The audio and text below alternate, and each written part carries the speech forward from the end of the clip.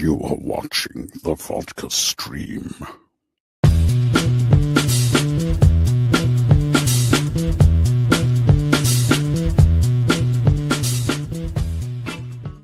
¿Qué pasa? What's happening, guys? Welcome to the Vodka stream. Good to see you. Good to see you. Hey now, what are we doing here? All right, let me get out of this. Okay, everything else good. We're good. Let's bring up this shit again. Was it this? There we go. How's it going, guys? Welcome. Cheers. We made it through another week. A crazy week. A little bit crazy this week, I would say, huh? A little crazy, but hey, cheers, everybody. We'll all be okay, hopefully. Cheers to that. Got the red wine going on tonight.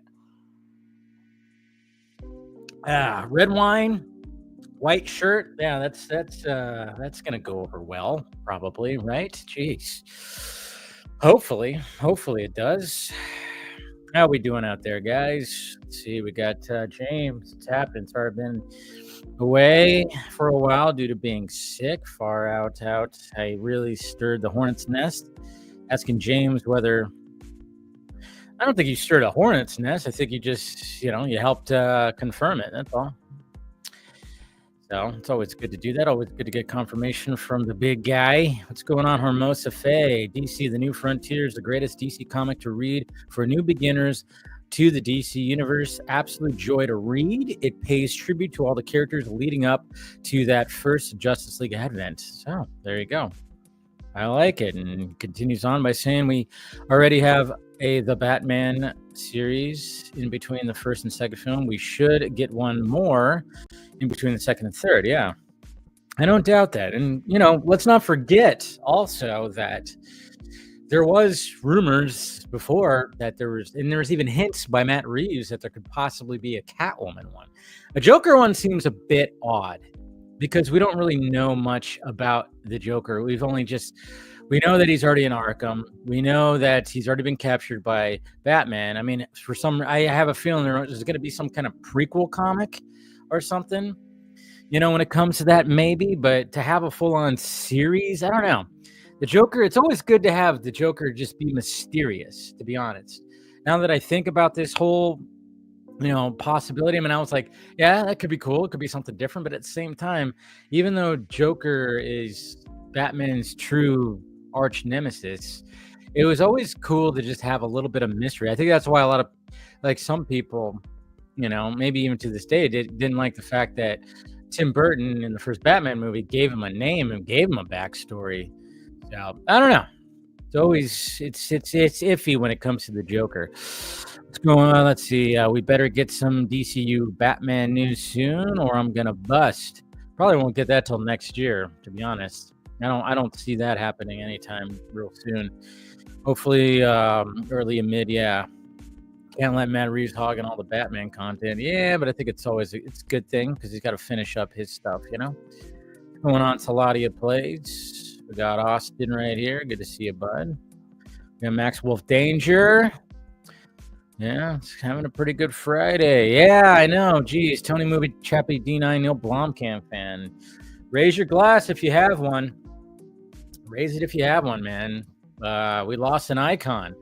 Horror icon and voice icon, really.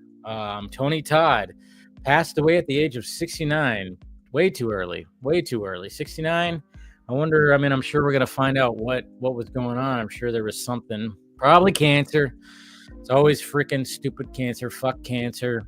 But, man, did he just do a lot of voices? He voiced Darkseid, Venom, many voices. I think he voiced in The Flash, right? One of the villain Flash. I mean, he just had that voice. And, of course, Candyman. He would pop up in other movies that I can't think of off the top of my head. I know Final Destination, but I know there's others. But, yeah, cheers, man. Tony Todd. Icon. Cheers to him. Yeah. That sucks, man. Sucks. Absolutely sucks. Let's see. Who else we got here? We got Jose. What is happening? Yeah. Rest in peace. We got Mr. Balga right here. Yeah, thank goodness for geek and nerdy stuff to bring some normalcy back to the week. Is it wrong? I got some small satisfaction when scoopers get gunned down. There you go. Yeah, there we go. Hey, you might have just came up with a catchphrase right here, Balga. That might be something. I might have to add that to dare I say an arson of like drops or something like that. You know, anytime that there is a James Gunn debunking, gunned down. You got me thinking. You got me thinking. We got Phil right here. Good to see you, bud. I like that the like StreamYard has improved this, so you can actually see the comments a little bit bigger. And cool. So versus Seed, what is happening? And then of course we got Braden. I think the next spinoff in the Batman universe is either going to be a Gordon spinoff. I wouldn't mind that. Harvey spinoff or a Catwoman spinoff. Yeah. It's just like the more I think about it, the more I'm going, yeah, I just don't see a Joker one because he's always just been such a mysterious character. Yeah. I'm drinking wine. I'm drinking the red wine today.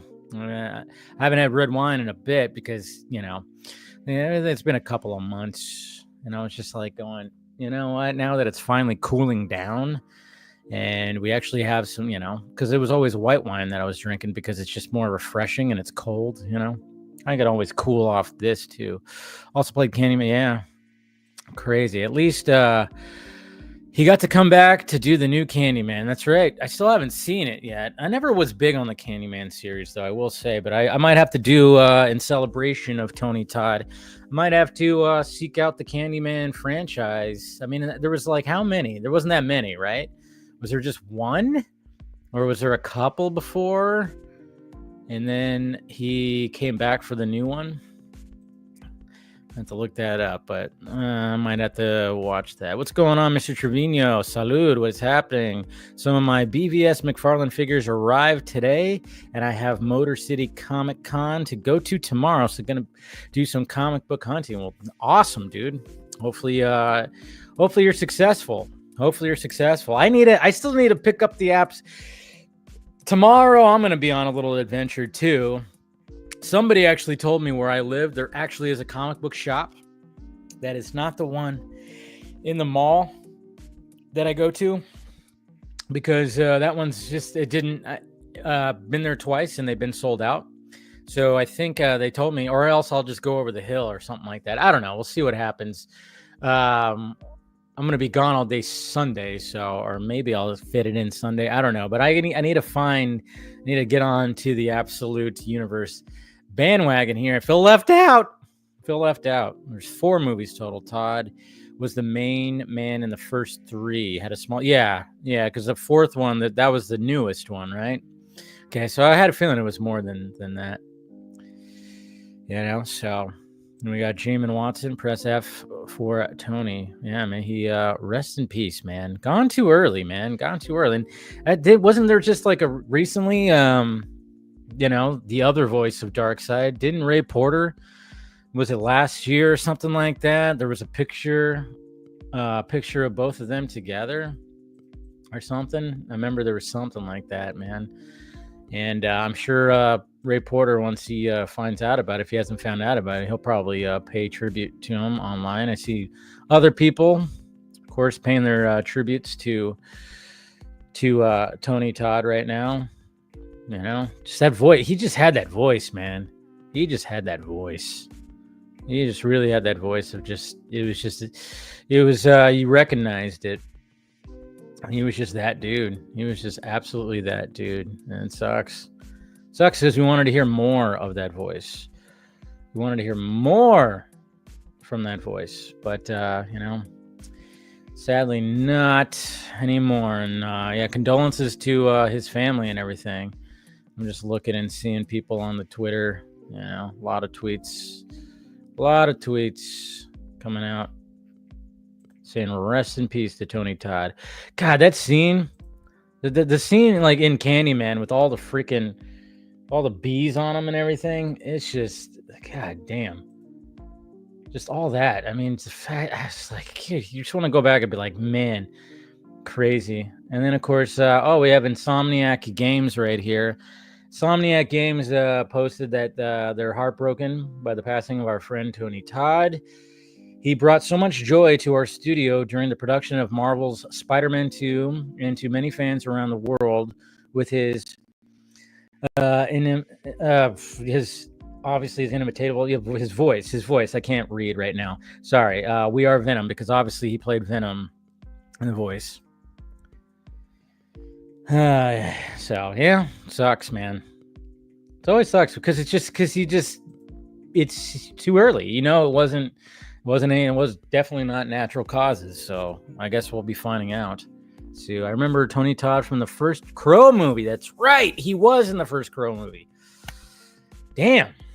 I mean, how many? Let's see. I actually want to do this right now. I want to go through, because I know he just popped up in so many different movies. So many different movies. I'm just gonna pull up his filmography right now, and just kind of just let's see, Tony Todd, and talk about some of the. Here, let me put this over here. Just like, yeah, what was he like? Let's go through some of the obviously best known for certain things. Let's see. What else? He's got stuff that's come out this year too. Been in many things. That's right. He did a voice in Masters of the Universe as well. Revolution. He was a Scareglow. So he's also in there. Of course, he played Venom. He basically was doing a lot of voice work. He was in something called Bitch Ass. That's funny. Horror noir, and of course he was in the Candyman movie in 2021. The House Next Door and Meet the Blacks. Tales from the Hood. Yeah. So, yeah, I mean, he was in a lot of B-roll stuff. He was also, of course, Darkseid and Reign as Superman. That's when I know he's done Darkseid a couple of times, of course, when it comes to that. But Scream at the Devil. Why is this thing? All right, whatever. But yeah, it's just in so many things. I mean, for God's sakes, in 2013, he was in Young and the Restless. It's like, guy was in so many freaking things. The guy didn't turn down work. I mean, voice work. He did so much voice work. I mean, he was in so many things because he just had that voice. He was in Hatchet. You ever watch the Hatchet movies? Hatchet 1 and 2? Those movies are insane. I forgot about that. He was in The Brave and the Bold as Astaroth. So many different voices, man. How to Trace, The Man from Earth. I mean, Masters of Horror. And he was in Stargate. That's right. He was in Stargate series. It's constant scrolling. Constant scrolling when it comes to Tony Todd and his line of work. The guy was just so prolific, man. Of course, the first two Final Destination movies. I think he was in another one, right? Was he just in the first two Final Destination movies? I don't know. There's too much to scroll. But he was that's right. He was in The Rock. Oh, that's right. He was in The Rock. Where's my fucking money? Oh, man, I forgot about that. He was one of the fucking mercenaries. As soon as we took this job, we became mercenaries, and mercenaries get paid. Oh, god damn. I just got goosebumps. I forgot about that. Forgot about his role in The Rock, man. Totally forgot about that role. That's my favorite Michael Bay movie. The Rock is my favorite Michael Bay movie. I mean, I like pretty much all the Michael Bay movies, but The Rock has always been my favorite of his. And that's, that was after Bad Boys. But yeah, and then of course the Candyman movies. That's right. He was in The Crow as Grange. And yeah, he was just in a lot of things. I mean, it's just, he was in the remake of Night of the Living Dead that came out in 1990. MacGyver. God damn. I mean, it just doesn't stop. It doesn't stop. Like when you scroll down, it's just crazy how much crap he was. He was in Platoon. One of his first movies was Platoon. Crazy. Colors. That was a good movie too. Night Court. Just such a prolific dude, man. Just crazy. Absolutely crazy. Yeah. Anyways. What a freaking icon, man. May he rest in peace. It's gone way too early. So, anyways, guys, I'm gonna, of course, since I saw a movie last night, I'm going to go ahead and give my full drinking review. So if you guys have any questions that you want to ask before we start bringing on the panel, by all means, ask them. But we have to talk about We have to talk about this. We got to talk about Heretic. Hugh Grant. Holy crap. Now, it's kind of funny, guys. Sorry. A little itch in my nose. So I was debating on, oh man, I got an itch in my nose. You ever just get that itch? It's probably a moco in there, man. Jeez. But anyways, there we go. I think I got it. So I was debating and I it's, you know, when it comes to me, I've gotten spoiled when it comes to Thursday night screenings. I've gotten spoiled. And I've said this before on my streams, is when I see a 7 o'clock showing now, I just kind of go, 7 o'clock's too late. Too late. I got spoiled by like early screenings, like 4 o'clock, 5 o'clock, 6 o'clock. Now when I see 7, I'm like, that's late. And I'm just like, and when it came to a Heretic, it was just I was like hearing good things, and I was like, okay, let's check out when is the first showing. And it was nothing but 7 o'clock showings around me.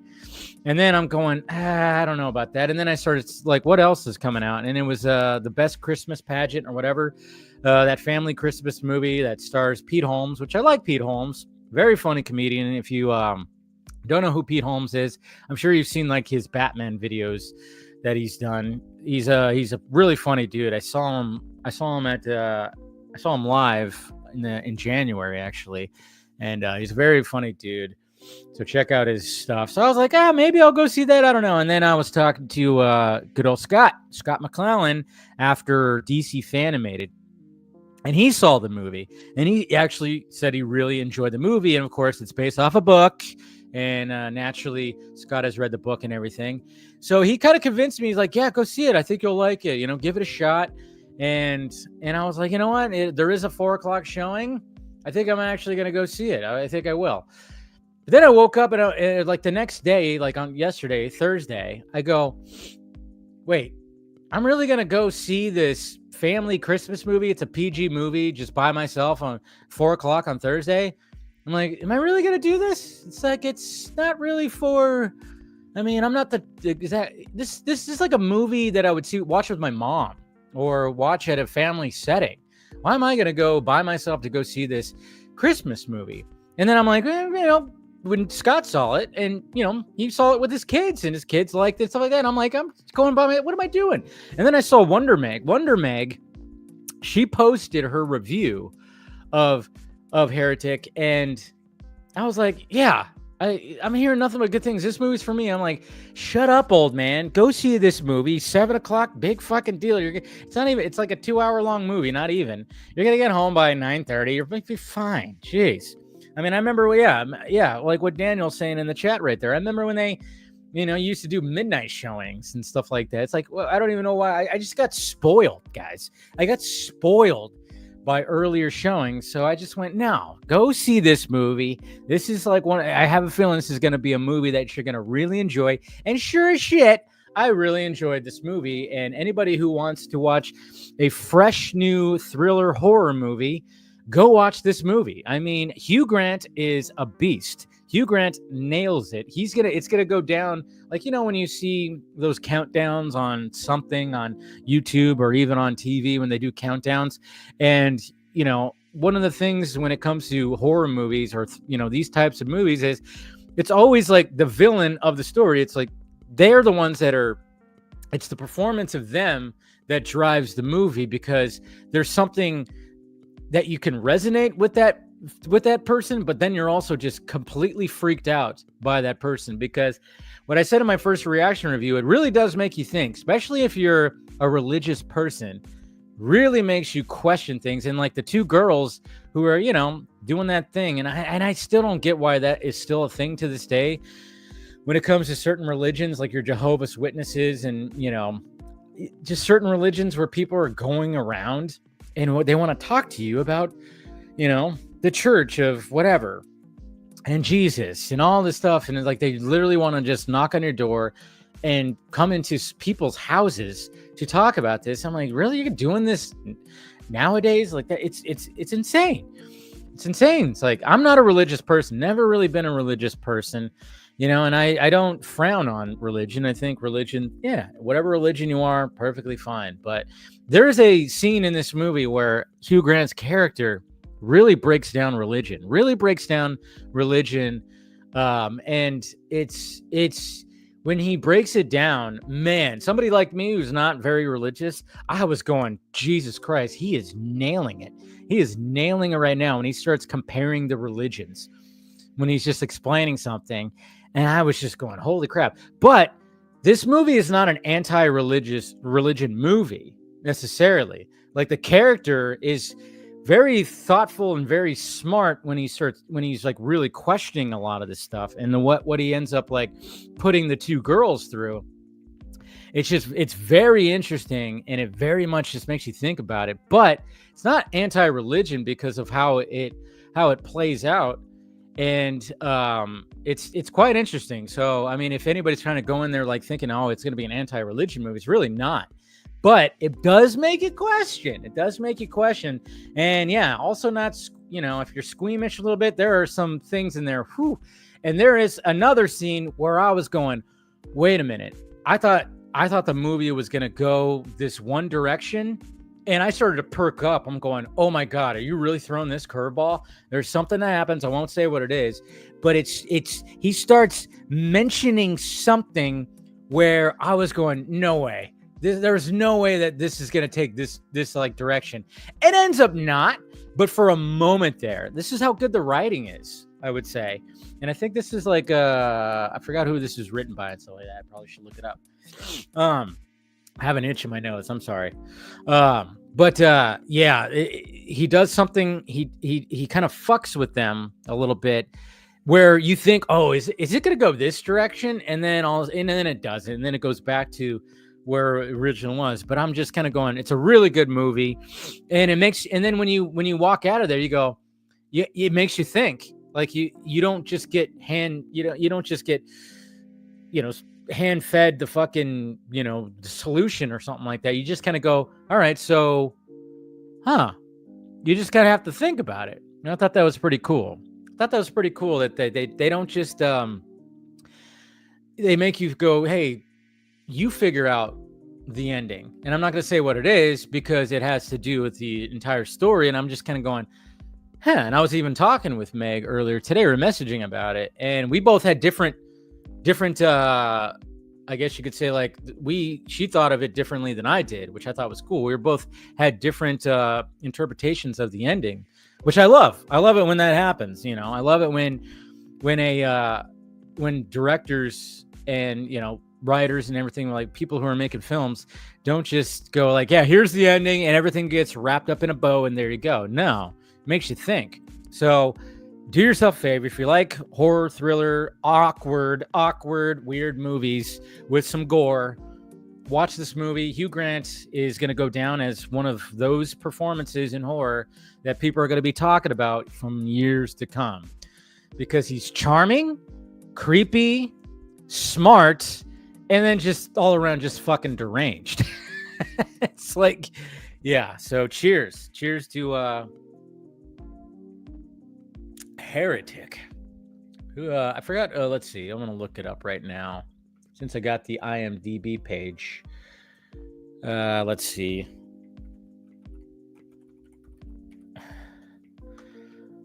Sophie Thatcher. That's right. She was one of the girls. She's like an up-and-comer. Let's see. Yeah, I will say my only complaint when it comes to all right, there's two directors and writers, Scott Beck and Brian Woods.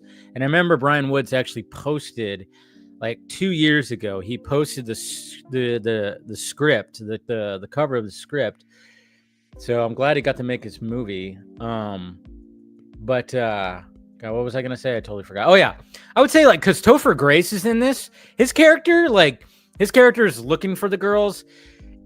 There wasn't really much. There wasn't a lot of meat on that bone. I will say that. It felt like his character just didn't really do as much as I maybe thought.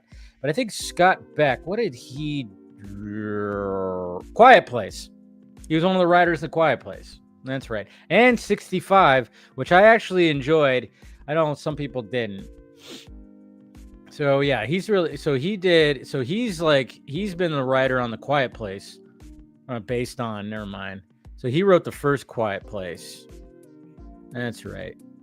So that's what he was a writer on. So yeah, that's why the writing's good. And he also did recently The Boogeyman, Heretic. Yeah, that's right. Scott Beck. And then Brian Woods. Who's this guy? What else? He was also a writer on. So okay, so they basically are a team. They're a team because they've been working together forever. So that's cool. That's cool.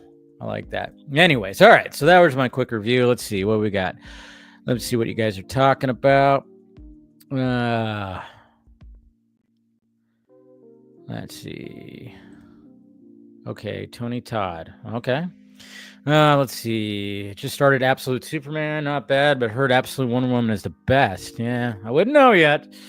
Haven't read them yet. Remember Tony Todd from the first? Yeah, there you go. What's going on, Ryan? Good to see you, Indiana Jake. And, good to see you guys. Hatchet. Yeah, he's in Hatchet.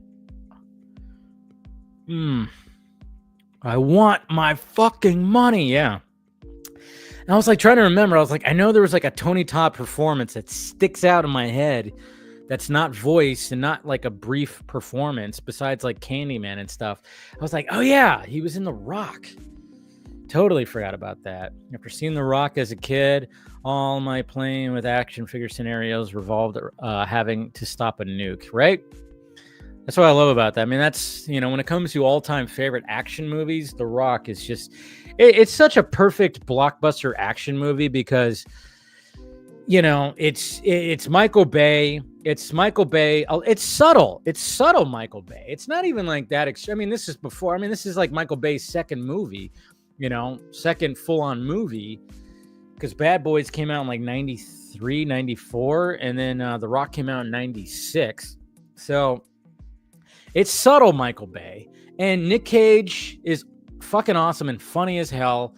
And him and Sean Connery have really great chemistry. Sean Connery's funny as hell. And plus, I love the whole theory.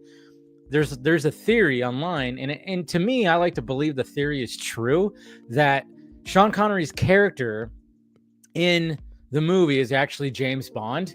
It's actually James Bond. I mean, there's videos out there you could find that explain that theory and link everything up. And I'm going, you know what? I like it. And then you got Ed Harris, who's the villain, who's the bad guy. And he's fucking awesome. Ed Harris is always awesome. Dun, dun, dun, dun, dun, dun, dun, dun, dun, dun, dun, dun, dun, dun, dun, dun, dun, dun. I remember the days. Yeah, I know. That's right. It wasn't a nuke. It wasn't a nuke. It definitely, it was like that. It was that special gas with the little, green balls of gel that fucking melted your skin and blah, blah, blah. It's all the 10th anniversary John Wick. Hey, lucky you, man. Axel, I still want my... Okay, Mega Fan, if you're still here, why are you obsessed with Axel? Can you just say that? Why are you obsessed? I think I blocked you on Twitter, but you are obsessed. It's kind of fucking weird, dude. Just saying. I think you mean rankings, not countdowns.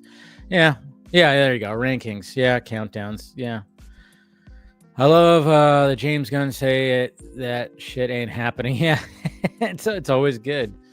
It's always good. It looked way better in the big screen. It looked way better in the big screen. Hugh Grant, Conviction and Survival. Yeah. Let's see. We got Critic Chris. What's happening? What's the talk? Just giving my review of Heretic and just really enjoyed it. Yo, Mr. Indiana Jake. Good to see you. What's going on, Antonio Baker? One of my favorite shows is on Prime Video now, Castle. I heard that's a good show. I'm going to have to check it out. All 8 seasons, Oh, nice. Damn. There was 8 seasons of that? Holy crap. You watch Ricky Stenicki? Yeah, I heard that was a good one, too. One of my friends told me about that. Did you ever see the 4:30 movie by Kevin Smith? No, I didn't. I keep hearing that's one of Kevin Smith's best. Okay, I do want to see it because I've seen every Kevin Smith movie. He's been a favorite of mine ever since I watched Mallrats for the first time. So I'm definitely gonna have to check it out. I know it had a limited release, but I know it's like you can get it now. What's going on, Bradley? What's happening? Carlos, I'll have a Jameson for you. Hey, have a Jameson. I thought about getting whiskey. Man, maybe next week I'll have some whiskey because I haven't had whiskey in a bit. You know, it is a vodka stream after all, right? But, you know, I got a couple of bottles of Cabernet Sauvignon, you know.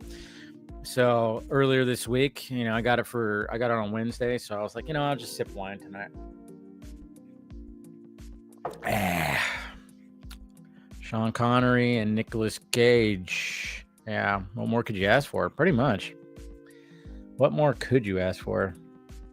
So, pretty good stuff. I mean, their chemistry was so freaking awesome. I tell you, the chemistry was amazing.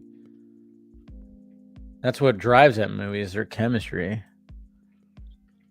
and the mystery behind Sean Connery's character. That's the thing. It's like there's a lot of mystery behind that character. It's just, and that's why I like that theory. I like that theory because, you know, it's funny. It's always fun.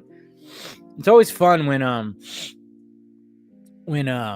you have somebody just sent me a theory. Let's see, what was it? What was the theory? God damn it, I totally blanked out on there. But God damn, what was the theory? I think it was let's see, what the hell was it? Somebody sent it to me. I don't even know where my phone is. My phone's over there. God damn it, I forgot what the theory was. But there was another theory that I saw a video on randomly. It was a Back to the Future theory that if you guys remember the first Back to the Future. So you got the first Back to the Future. And if you remember when Marty was auditioning to be the band at the dance, and when he starts playing, he's obviously playing a Huey Lewis and the News song. Dan, dan, dan, dan, dan, dan, dan, dan. You know, pretty much the Power of Love song. And so when he's playing, one of the teachers that is sitting there listening to him is Huey Lewis. So Huey Lewis is wearing glasses. He looks, you know, like a teacher does. And of course, he gets on the bullhorn and he stops them before anything else happens. And he says, "I'm sorry, but you're just too darn loud." Now, normally you just go, "Oh, that's funny," because it's Huey Lewis kind of making fun of himself because Marty and his band is literally playing his song. So the theory is that is actually Huey Lewis. Like Huey Lewis, instead of going into rock, he ended up being a boring old teacher. And that is actually Huey Lewis. And so when Marty goes back in time and kind of introduces, you know, the Chuck Berry rock and everything and kind of changes time, that creates an effect where obviously we get Chuck Berry, you know, Johnny Be Good and all that stuff, because we see like, hey Chuck, it's your cousin Marvin Berry, you know, and all that. So then when Marty gets back to 1985, Huey Lewis didn't become a teacher. He actually became Huey Lewis, and then it became Huey Lewis in the News, because what song wakes up Marty in the morning in that ending scene? Huey Lewis. It's probably, who knows? That'd be something to ask Robert Zemeckis, Bob Gale, one of those guys. I'm kind of curious if they thought about that. So, you know, I was like, hey, that's a cool little theory. I like those little theories like that. So who knows? We'll see what happens. But, you know, if I ever got to interview Robert Zemeckis, I would ask if that theory, if there's anything behind that theory that, or they just, you know, it was just Huey Lewis was just, you know, obviously doing the soundtrack and having a couple of songs on the album. Maybe that was just it. I don't know.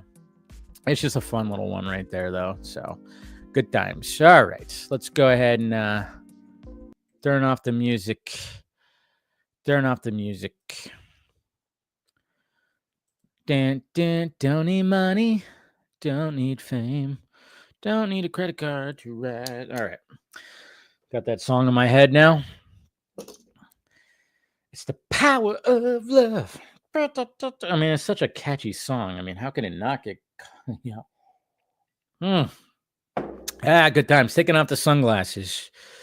You know, I saw somebody online when I was going through all the drama with, not all the drama, but, you know, some of the drama when it came to certain people in the Snyder fandom. Somebody said that I was a douchebag because I'm wearing my sunglasses. I'm like, it's a part of the little opening bit when it comes to the Vodka stream. Jesus Christ. Relax. Jeez. That's why I'm an asshole and a bully. Yeah, I know I am, guys. It's fine. I'm such a bully. The biggest bully ever. Biggest bully ever. But hey, what can you do? I'll take it. All right. What's going on, Phil? Hey, see, you got your sunglasses on. See, there you go. That's what I'm talking about. Hey, if you don't want to be an asshole, I'll be an asshole. I'll totally be an asshole, bro. Man, there's nothing wrong with that. How you doing? I can't complain. Yeah. Can't complain. Yeah, we still do, right? Well, I could offer my opinion on the election, but let's not talk about that. Yeah, we don't need to get political on here. God, no. Yeah, nothing. Yeah, we don't need to get political. We're trying to take a break from all that madness. That's and I'm all. going to take a break in style. Look at that. Right. Got in the Jack Daniels going on. Love it. Right. And I'm opening up DoorDash right now because I'm fucking starving. I haven't eaten anything except what'd you order? Starbucks. I don't know yet. I don't know what I'm going to order. I'm still deciding on what I want to order. I was talking to Andy before I hopped on here, and I still don't know what the fuck I want. I might get In-N-Out. Might get your favorite Burger King. Oh, God. Go with In-N-Out, man. Go with In-N-Out. I know, right? I should go with In-N-Out. I mean, Burger King's fine, but I don't know. The last couple of times, and it's been a while since when I had Burger King, I'm just disappointed. I remember my grandma. It was funny when I remember it was a long time ago. My grandma, like where she lived, you know, obviously she lived in a 55 and over. Yeah. When they built a Burger King, she was like so happy about it. So happy about it. I don't know how many times I had Whoppers with her. She loved Burger King. So, I mean, Burger King holds a special place when it comes to thinking about my grandma because, I mean, there was McDonald's. I mean, she lived in a small town. Yeah. So there wasn't much there. It's grown since because my brother actually lives in that town. But you know, they had a McDonald's, they had a Taco Bell, not much. So when they built a Burger King, she was so happy because she just didn't like McDonald's all that much.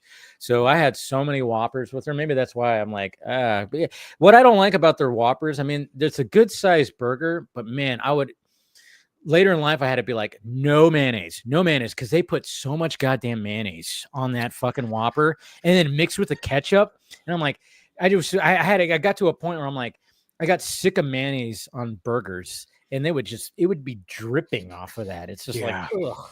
Yeah. You know, for me, my grandmother specifically, like both of my grandmoms, like on my dad and my mom's side, they both just went to town with us in McDonald's. That was the thing. You know, they like to get us, you know, Happy Meals and toys and all that shit. It's like, yeah, that's cool. Yeah. But, I mean, that's what McDonald's is for. I mean, I remember Burger King tried to compete with McDonald's when it came to, they had like the kids club or something like that. Yeah. Where you like could be a member of the kids club. And then of course, you know, you get a certain meal, you get a toy, but it wasn't, I remember because what the thing about was awesome about the Happy Meal was the box that it came in. The box that it would come in was like an actual box. It had, you know, the handles that were like the golden arches and whatever toy that you were trying to get, they had that design all throughout the box. And you got everything in a nice, cool box. When it came to Burger King, they still put, even when you got your kids club meal, it was still in a bag.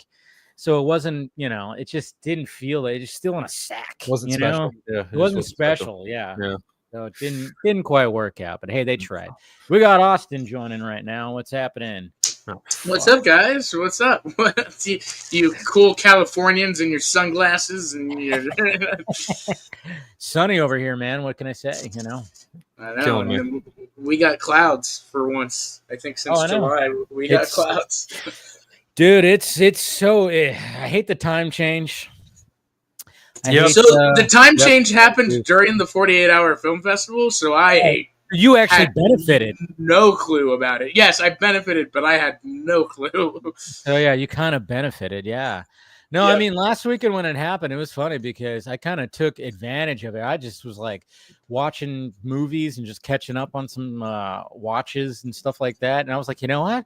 I get an extra hour. I might as well. And I stayed up pretty late. And then of course just woke up on my couch at like 4:00 in the morning. But yeah, it was just kind of nice. And then I freaking went to bed and then woke up and it was like 10. I slept for like 9 hours, which was great.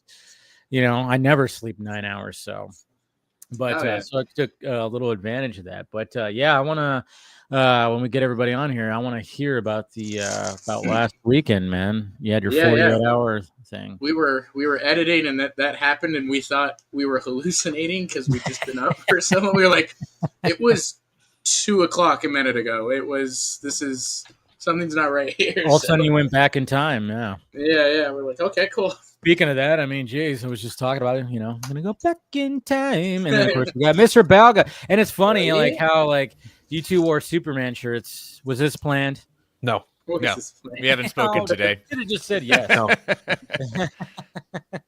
I would have believed you if you said yes. I mean, you did bring up a good question. The real question is, who has the best fries? And it's either Carl's Jr. or McDonald's. Yeah, IMO. Yeah. I agree. See, look at that. There it is. I mean, Jr. did you say Burger King? I mean, Burger King did a change at one point where their fries did get better at one point. Okay, Burger King has chicken fries. Their chicken fries are they fucking did have good. The chicken fries. They still have the chicken fries. My nephew gets chicken them. fries. They are Like, fucking delicious, Chris. Their whole thing is like that, like it's like fresh from the potato, kind of like In-N-Out, thing. But I don't know. There's something about it that it's not. Have you had In-N-Out fries? Right.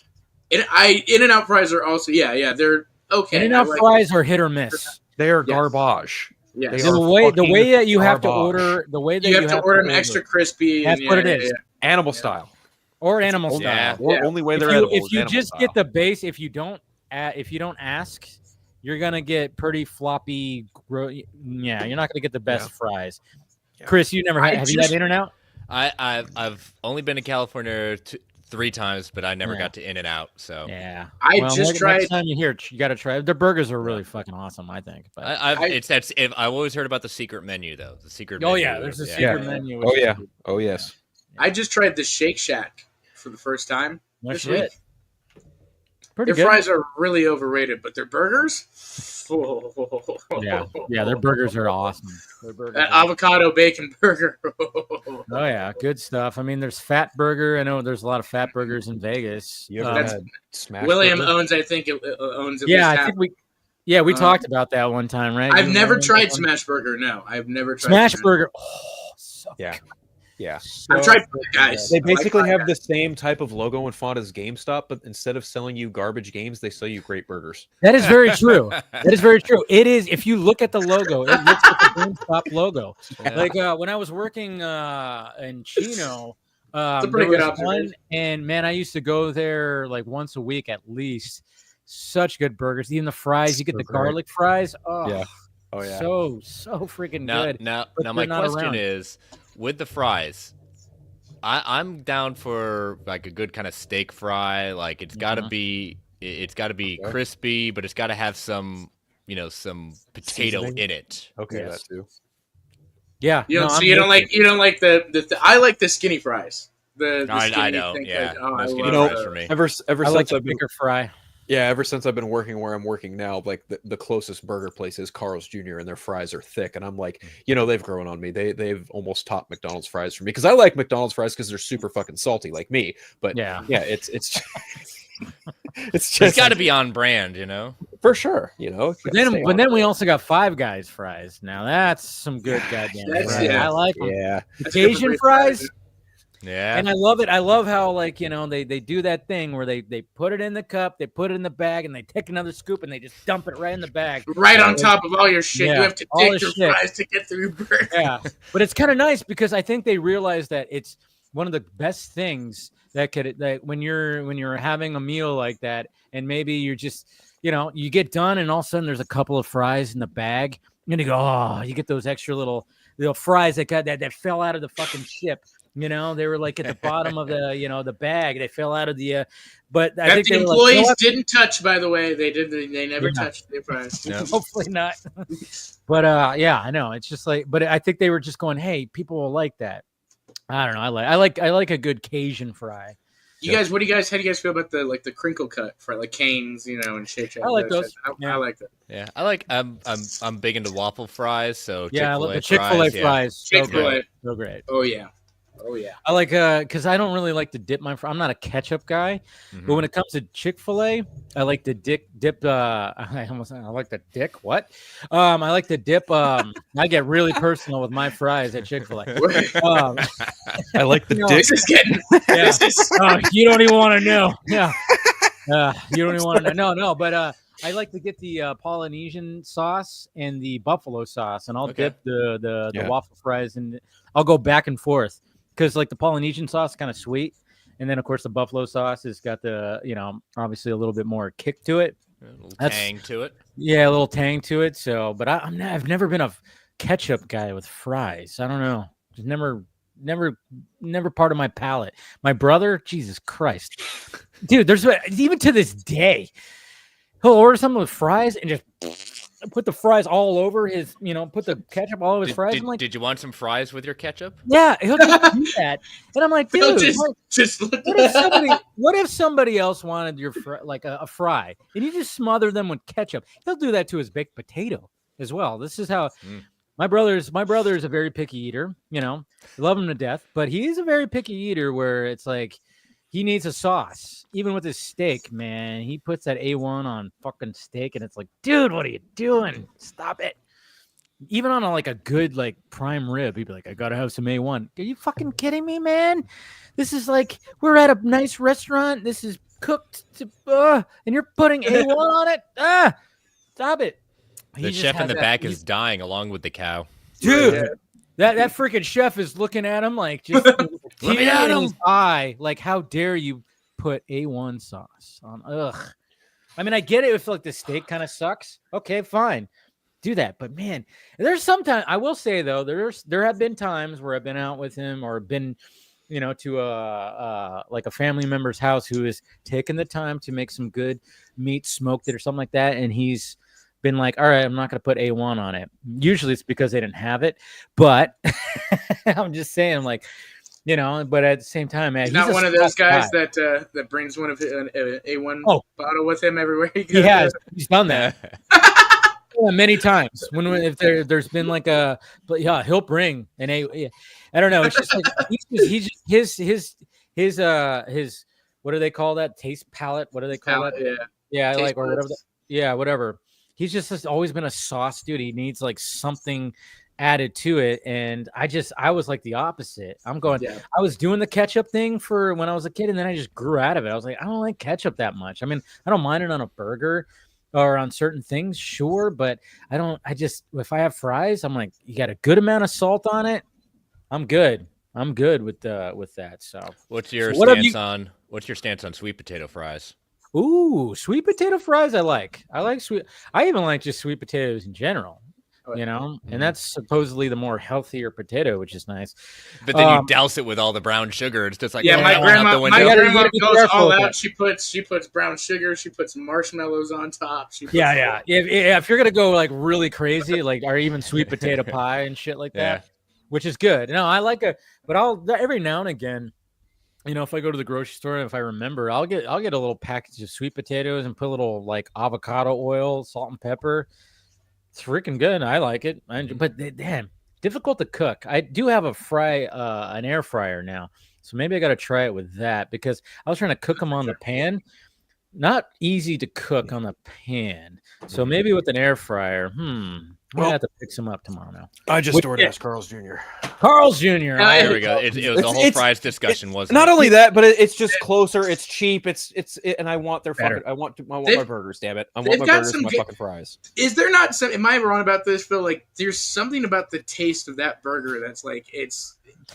Well, you're wrong about a lot of things, so you're gonna have to be a little specific there, bud. It's like the char that like it actually tastes like it's on a grill off a grill type of thing. That it's know. What kind of burger did you get? Oh, just double cheeseburgers. Double cheeseburger. Okay. Yeah. You know, He's the a last simple time man I, with simple tastes. simple Yes, man. I'm a Yeah, I like simpleton. that. Yes. So No, the last simple time, man, not simpleton. Simple yeah, man. Either way. the last time I had Carl's Jr. was I was driving back from the Rebel Moon director's cut screenings, and I was just fucking hungry. I was like, oh man, and for some reason I was like, what do I want? I want a spicy chicken sandwich. Yeah. And of course, all the the other, it was late, so all the other spots were that have like your Chick-fil-A's, your Popeyes and whatever. They were already. It was after like 10 o'clock, 11 o'clock, Right. and of course, hey, there's Carl's Jr. I'm like, Carl's Jr. has spicy chickens. They're actually cheaper. And man, I got 2 spicy chicken. Haven't had a Carl's Jr. spicy chicken. I tell you, this is what was feeding me and my friends in our junior and senior years of high school. You asked for some fucking Swiss cheese on that thing.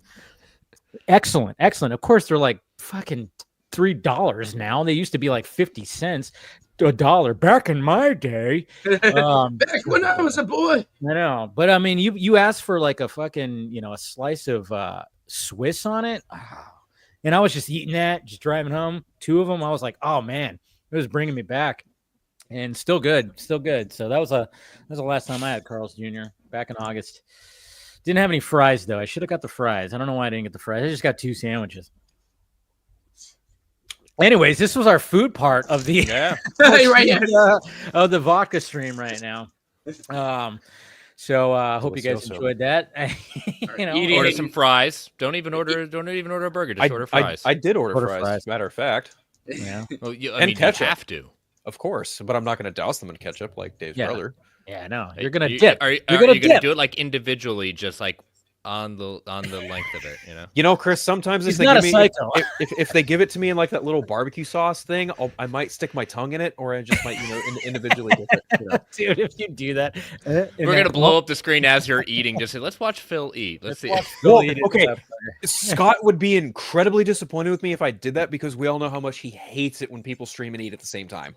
Now, my question is, I would have to ask: Is it the leaving the sound on while you're eating, or is it just the whole aspect of someone eating on the stream, regardless of sound on or not? I believe it's both. Yeah. Okay. I think it's both. I mean, I it doesn't matter. I mean, if it gets, obviously, you'll probably turn off your mic or something. Oh, like I'm that. cultured. I know when to turn Yeah. my shit off. I don't. I Yeah. don't like keep my mic on and cough. Yeah, exactly. So I mean, like, I don't care as long as you're not just. If I'm drinking, I gotta have something to eat nearby though. Something like if I'm drinking this. As long as it's like, if it's not overbearing, I'm like, I don't give a shit. Well, in the meantime, I'll be right back. I'm gonna go put my energy drink in the fridge, and then I'm gonna go pour a glass of Pepsi so I can have a shot of Jack. So I will be There right you back. go. Get into it. But sure, you guys heard about the passing of Tony Todd, of course. It's amazing, like when you hear, like he's that guy actor. Yeah. But it's one of those where, geez, I totally forgot like how many voices overs he did. I'd forgotten he was Zoom in The Flash. Yeah. Darkseid, wasn't he Darkseid? Yep, Darkseid. Venom in Darkseid Venom at 2. He was I mean, in it's gonna be Venom. Venom in Spider-Man 2 video game. Yeah. Dude, I mean, I remember him being Death and scaring the. It's like before I ever saw him as Candyman, I saw him as Death in Final Destination. Yeah. And that's where he scared. I was like, dude, if I ever see this dude in the streets, I know it's over for me. It's over. It's over, man. Game over, man. Game over. No, but that was a little bit of a shock. I mean, I was getting ready for the show. I was eating my dinner, and then I was starting to get ready, and then all of a sudden I refresh my Twitter page and I see his face. I'm like, oh shit, only at 69 years old. So that means I'm sure that we're gonna find out that it was some kind of cancer or something like that, which always sucks to hear that. Yeah. Because I mean, 69 years old, he looked great. He was aging very well. That voice of his was still freaking just struck a chord in everybody's. When you hear it, I mean, the fact that because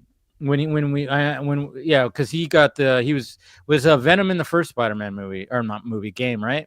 No, he was, second one. He was in the second one, but then he announced it. I remember when he announced it.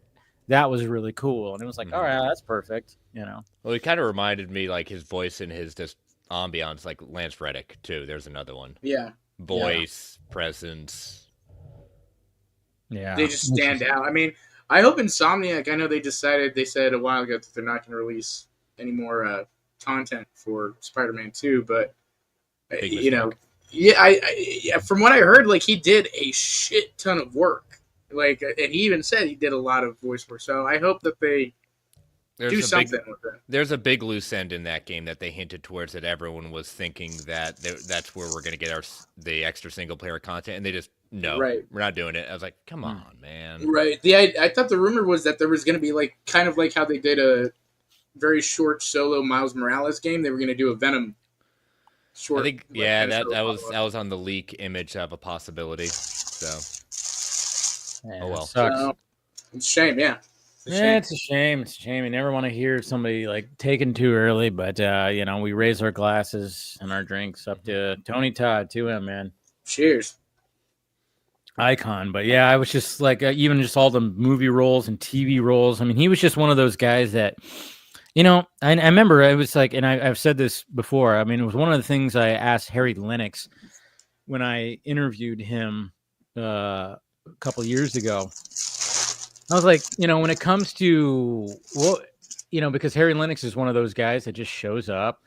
He's got that, you know, certain voice, a certain way to him, and he's never been like, oh, it's never been a movie like, oh, starring Harry Lennox and Harry Lennox in. He wasn't that guy, and I just wanted to ask him because of where, like, his background and everything like that. It's like, I asked him, I was like, do you like being like that guy where you just, you know, where people just go, hey, it's that guy. Maybe they don't know your name. Maybe they don't know, but they recognize you because you I mean, immediately when, you know, before I saw Man of Steel, I mean, it was Matrix, Matrix Reloaded and Revolutions. And then, of course, then he would just pop up in different things and everything. And then, of course, when he popped up in Man of Steel, I was like, hey, you know, and it's just like one of those where he's just a character actor and he just shows up in different things. And I mean, he basically said, like, no, he's really in, you know, some people want the glitz and the glamour of having your name up on the marquee. And maybe that's always like been a thing. That's always like the dream. But then at the same time, it's like, but sometimes you get that and that could last for a couple of years and then you just fall out of it. But when you're working consistently, you know, there's just something with that where, because he's worked consistently in movies, TV show, and on the stage and Broadway. You know, he's always enjoyed everything he's done. And that's what he basically said, that he, you know, yeah, it's always the dream. But then when you have that, and I would say that, you know, Tony Todd was similar to that he probably had the dream of being, hey, I want to be like this big actor. But then, you know, and I'm sure he had people around him like, oh, yeah, you're going to be it. You're going to be that guy. But then it didn't end up being like that. But he worked so consistently and he was so prolific. I mean, you just go through his IMDb and it's amazing how much that he was in, and he did so much voice acting because he just had that voice. And, you know, it just must be really just cool just to have that consistency in work. Like, he was never out of work. I mean, you look at every year he did like 4 or 5 things, it looked like, you know, so never always consistent. So I love that. Yeah, there's something to be to Tony Todd. To Tony Todd. There's something to be said about, you know, the character actor and the journeyman one, where like he was, you know, that guy, that girl, that, you know, to your point, not going to be the one in the lead marquee and leading it, but always brings the presence and always, you know, I think most of the time, if you're the good character actor, it'd be like, you know what, who really stole that scene? That guy, that girl, they always bring it, no matter how big, how small their part is at that point. It was always memorable. See, I would actually, if I got into that, I would want to be that. To be honest, I would not want to be the lead because there's so much. I mean, you were under the spotlight when you were that. I mean, I get why, you know, but I'm like, to me, I'm like, I never wanted to be that. I would never want to be that. But the fact that like you have your Steve Buscemi's, your Stanley Tucci's, where anytime they show up, you go, oh yeah, hey, and then you know, it's like it's always great. I would rather be that than have my name like starting or some, you know, Dave Pena in. And it's like, you almost think about where it is when you're thinking of, oh, I need that a person like this. Like, you're more of the every man, every woman that's saying like, if you can be all those different things, to your point, you don't need to be number 1 or number 2 on the call sheet. You be 4 or 5 on the call sheet and still have a presence. Yes. Yep. Like they were like, oh, we need it. Oh, we need what's his name? Get.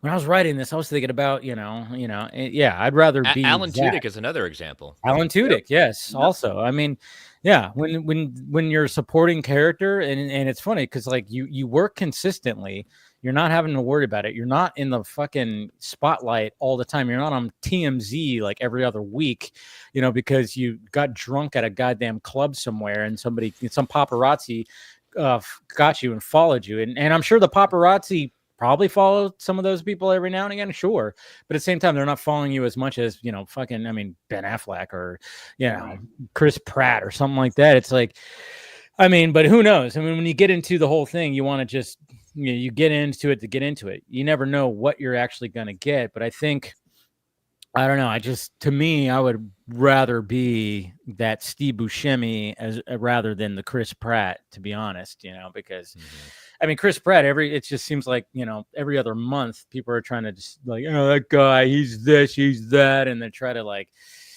and it's like, well, it turns out I hear nothing but nice things about him. Everybody always goes, yeah, he's like really nice, just a really nice dude.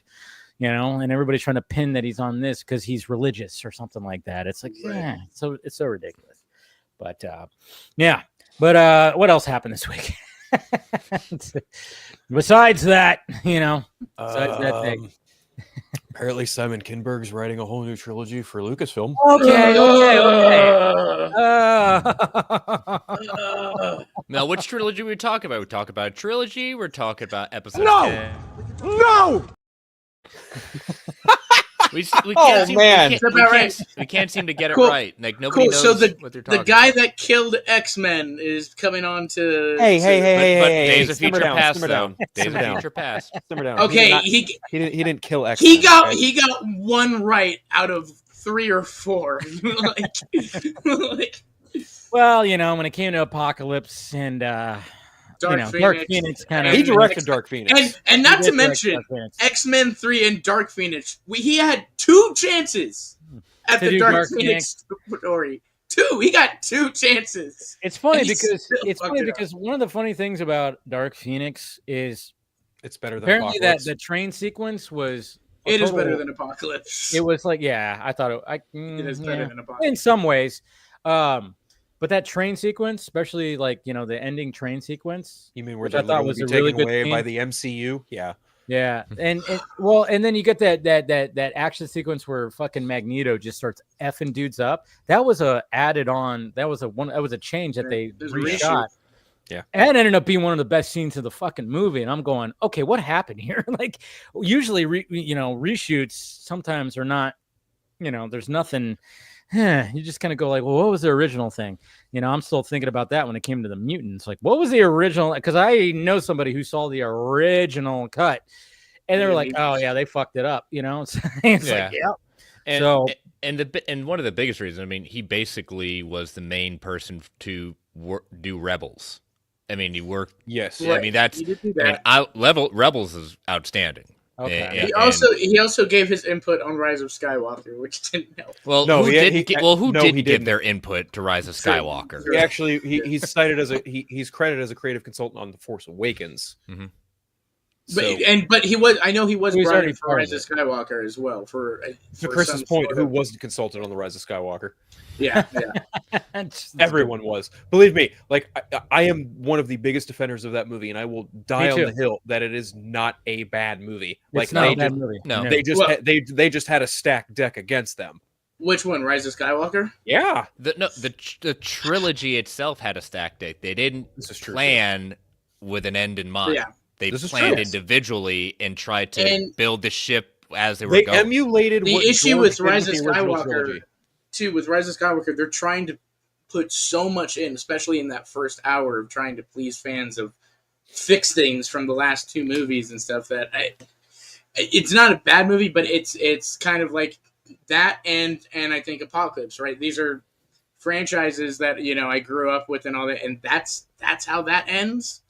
That for me was the big blow was you could have done a lot better with the ending. I think on having these two franchises been around so long and stuff. But yeah.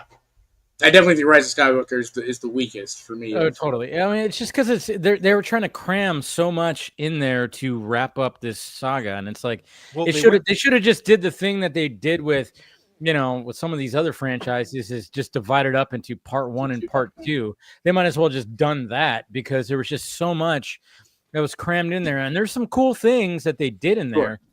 Like I still think like the whole sequence when Rey and Kylo Ren are talking to each other through the Force, and like the scenery is changing as they're like going through. And I was like, that's really cool. Like that kind of shit. There were some really good ideas in there, but the overall execution from start to finish is just messy as all shit. And then you have Kylo Ren finally being like the good guy, and then he's like, so it's a mixture between Han Solo and Leia. So you got Jedi and just asshole jokester dude, and then when he scoundrel, does that, scoundrel, also, let's do scoundrel. Yeah, I couldn't think of the word. Thank you, Chris. Asshole. Yeah, scoundrel, I should say. Nerf herder, whatever Leia called him. No, but I mean, like, you got that sarcasm, like when he all of a sudden was like good. You got that more sarcasm, and I love it when. There's a scene when he gets the lightsaber, when he just pulls it from Rey, and then he pulls it out, and then he does the whole, it's like, all right, guys, it's very now let's do it. I mean, all of a sudden he turned into Han Solo's kid after being a little bitch for like 2.5 movies. He was like always just, all of a Here's sudden the thing, though.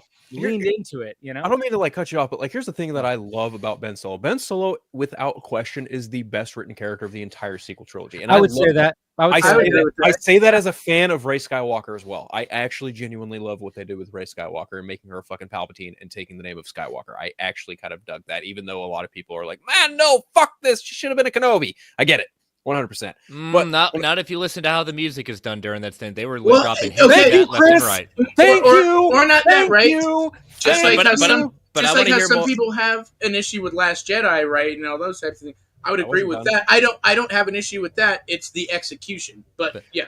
Phil, I'm curious because I want to hear. Not saying I disagree. I'm just curious because I've not heard this take. I love about Ben Skywalker and Ben Solo.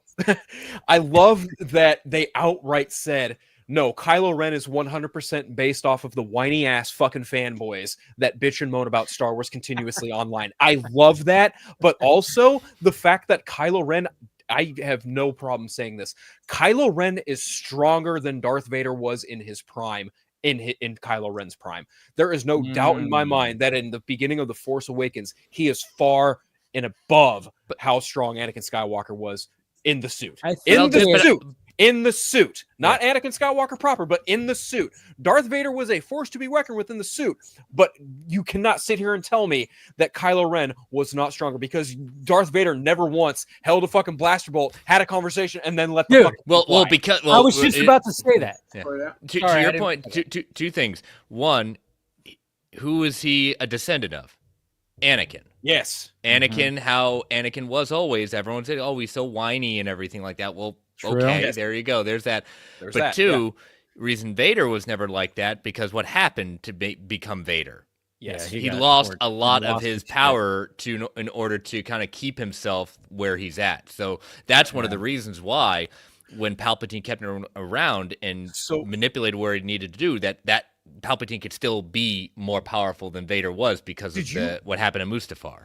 I'm curious, Chris, did you read the Charles Soule comic where they go over how Darth Vader... Yeah, I got it right over there. Okay, cool. So you know what I'm talking about. Darth Vader literally had to fucking rebuild himself after Palpatine fucking broke him apart.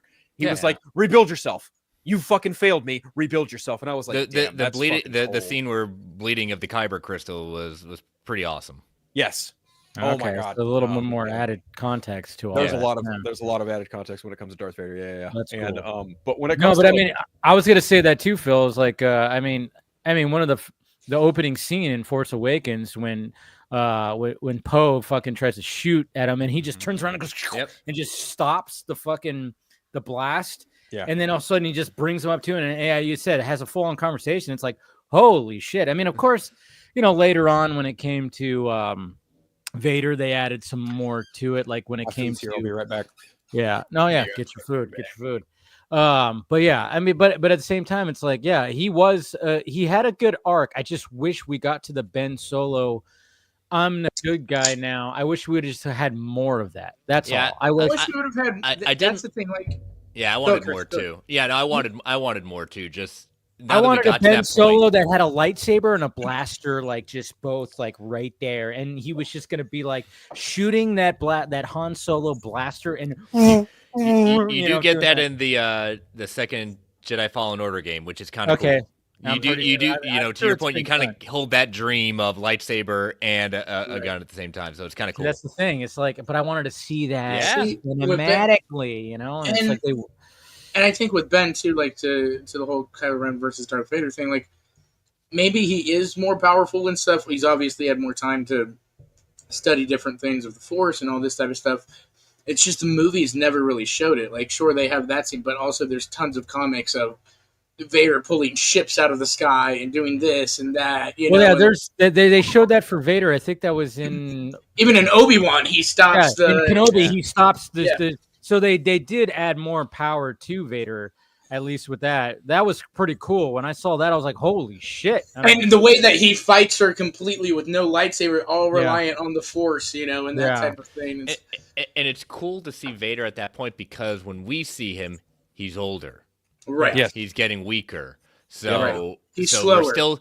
So when he's becomes Vader at that point, yes, his power is reduced a little bit, but he's still raw anger. Yep. Yeah. You know? Which I is saw something. a video. I saw somebody. My cousin actually sent me a video. Did you know that at one point, when it was pitched, when it came to Phantom Menace, that apparently when it came to that movie, that originally they had the idea that Obi-Wan Kenobi was actually going to be I saw Qui-Gon. this. Yeah, I it saw was this. I saw this, Qui-Gon yeah. was Obi-Wan, and Obi-Wan was Kenobi Qui-Gon. was Obi-Wan was Qui-Gon. So it was Right. actually mixed. Hmm. So then when Kenobi dies at the end of Phantom Menace, Qui-Gon takes the Kenobi name. That's why in Interesting. episode 4 you hear Kenobi go, "Oh, I haven't heard that name In in a so long long," time. because he Yep. just took the name and carried on the legacy of That's Obi-Wan interesting. Kenobi. Yeah. Right. So, but then apparently, like right before they started shooting, like, and they were getting everything together, like George Lucas, like, nah, not gonna do that. Which is So, ironic because what do they do at the end of Rise of Skywalker? They have Right. Rey take the name. They of the have Ray take the name of. Yeah, I know. Maybe that's But I just like I didn't know that. I was like, that would have been. I mean, I will say interesting. too. That's another thing. I would have loved to have seen parts of Colin's version too, the Duel of the Fates. yeah. Oh, see, I'm going to disagree with you right there. That movie sounded terrible. See, I think I'll be honest. I think Disney pulled a little bit of a Warner Brothers with that. And I think Okay, they but at saw- the same time, Slightly. they okay, saw here's the they thing, though. saw Here's the thing, though. Colin Trevorrow could not have made that movie because Carrie Fisher died. understood. Yeah, there's a lot Understood. of Yes, that. that Lot of that her is in true. But at the same time, too, Disney did take a big step back after Colin got a lot of criticism for the Book of Henry. You know, he had gotten his big movie with Jurassic World, and then that movie tanked hard.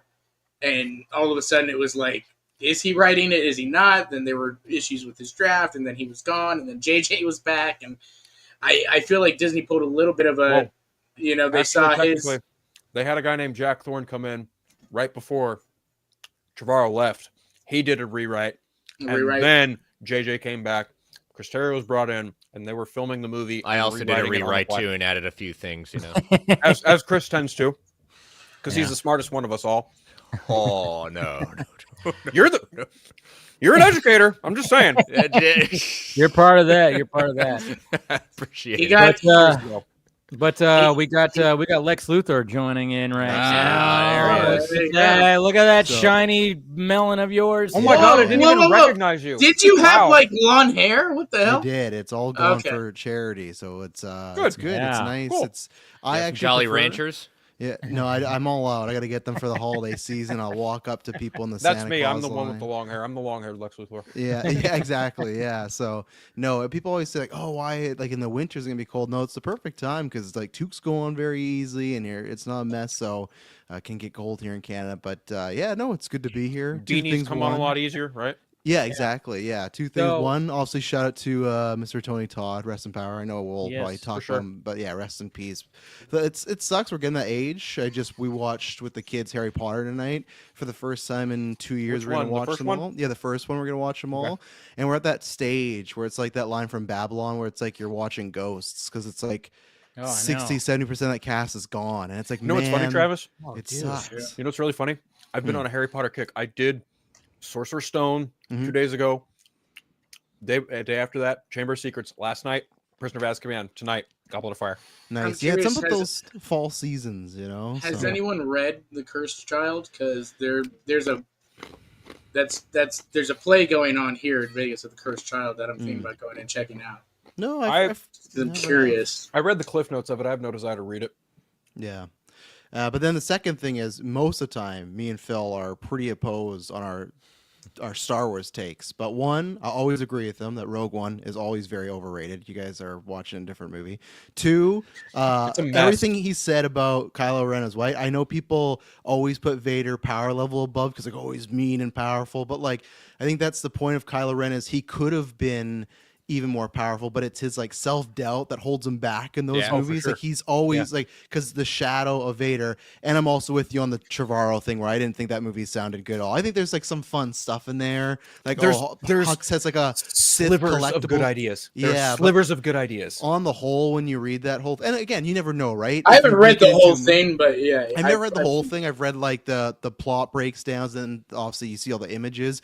There's a few things like I'm always mad Kylo Ren and Chewie never interacted. So in his script they did. I'm like, oh, that's a great idea.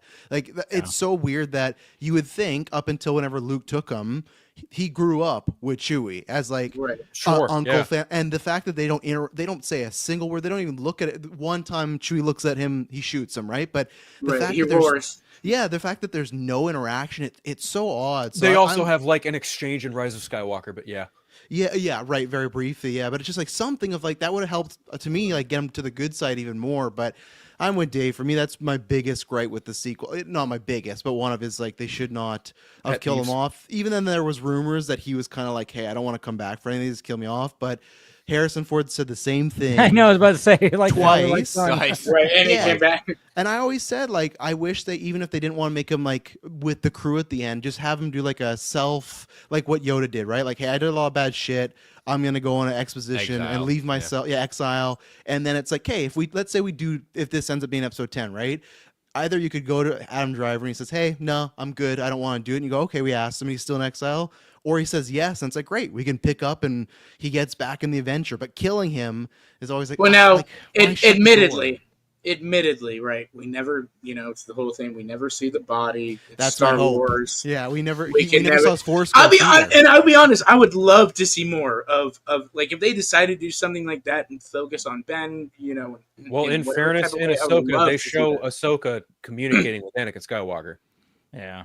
Right. Yes. It is Never say possible. never. Right. There's But- always but a also- between worlds. If there's Yes. one thing I absolutely despise about Colin Trevorrow's script, it's this whole notion of, oh, Palpatine had a fucking like he had a mentor named Tor Valum. I was like, this is the dumbest fucking Oh, shit that's like the I've big ever read. spider, Story, yeah, right? yeah, That yeah, guy? yeah. It's like That's this him. big force Yeah. entity Right. who What is That like, John kind of- Peters that- fucking like- writing that? That, like, that, teaches that them the breaks power- that breaks some canon there. And Dude, Kylo like I- kills him I or read something Right, like yeah. that. And I was that's- like, yeah. who the fuck okayed this? This is the dumbest shit I've ever read. Oh that my stuff god. reminded me of when I saw Force Awakens the first time, and when they had that scene of Snoke for the first time. I'm like, oh my god, they made like a 30-foot Sith user, and then it's like, oh, thank God, it's a hologram. That's what that spider reminded me of. Like, oh no, he's gonna be an actual like it.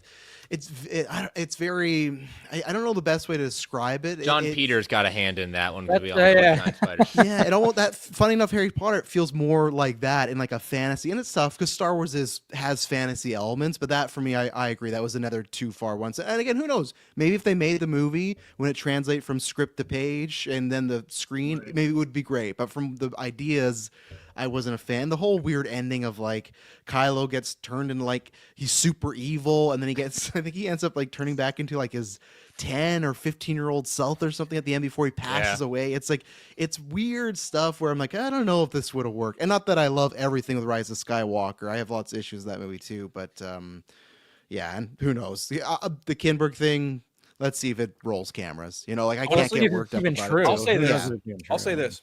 Between Simon Kinberg, Ryan Johnson, Benioff and Weiss, and Taika Waititi, in my opinion, Simon Kinberg's work has the best chance of actually happening.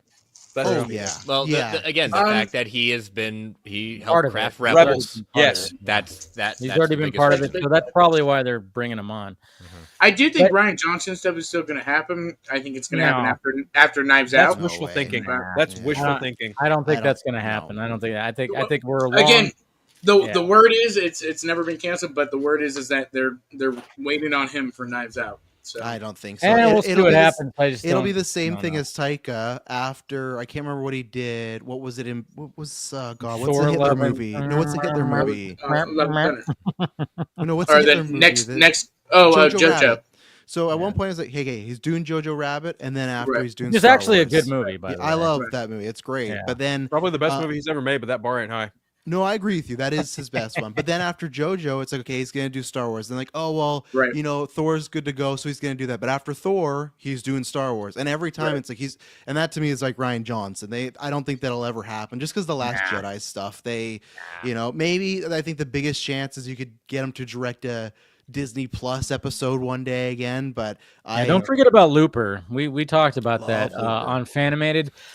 Scott and I, we talked about that because we were dealing with time travel on the episode we were talking about when it came to Superman the animated series, and we were talking about just obviously we went down a Back to the Future route and stuff like that. We talked about Back to the Future at the beginning of this, but Looper, I mean that movie, that's one of those movies I revisit like every 3 months.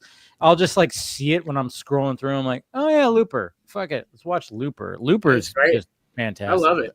Yeah. I love Yeah. it. That's his best one. And I like all. I still even like Last Jedi. I understand people's problems. So do I. I I love have, I'll be honest, that's my favorite of the new trilogy for Yeah, sure, and one of my yeah. favorite Star Wars. Yeah, I don't have the same Luke issues that a lot of people do. I was. I don't fine either. with the take. Neither do like, that to me wasn't. I felt like I was when I got out of there, and then the week after seeing all the responses, like man, people like really reacted to this stuff, Yeah, especially I when was like not when the same. you look at their rumors of like that was like Lucas put him on that island too, like that was the plan when Lucas was still involved. That I think Ray had a different name, right? It was like Kyra or something Kira, like something like Kira, that? yeah, Right. something. Kira, but, like, Kira, yeah. he was gonna be a hermit like Yoda and Luke, so it's just like. But then if Lucas did it, I bet the same thing. They would have been like, oh, they shouldn't let Lucas do another The one. biggest Yeah, thing no I matter think what. it was the older fanboys, and then that kind of influence on newer people too. Of like, well, it's probably the last time we see Luke. We want to see him at the height of his power and do this Dude, and blah blah blah. Austin, do you want to know the fundamental problem with Star Wars fans?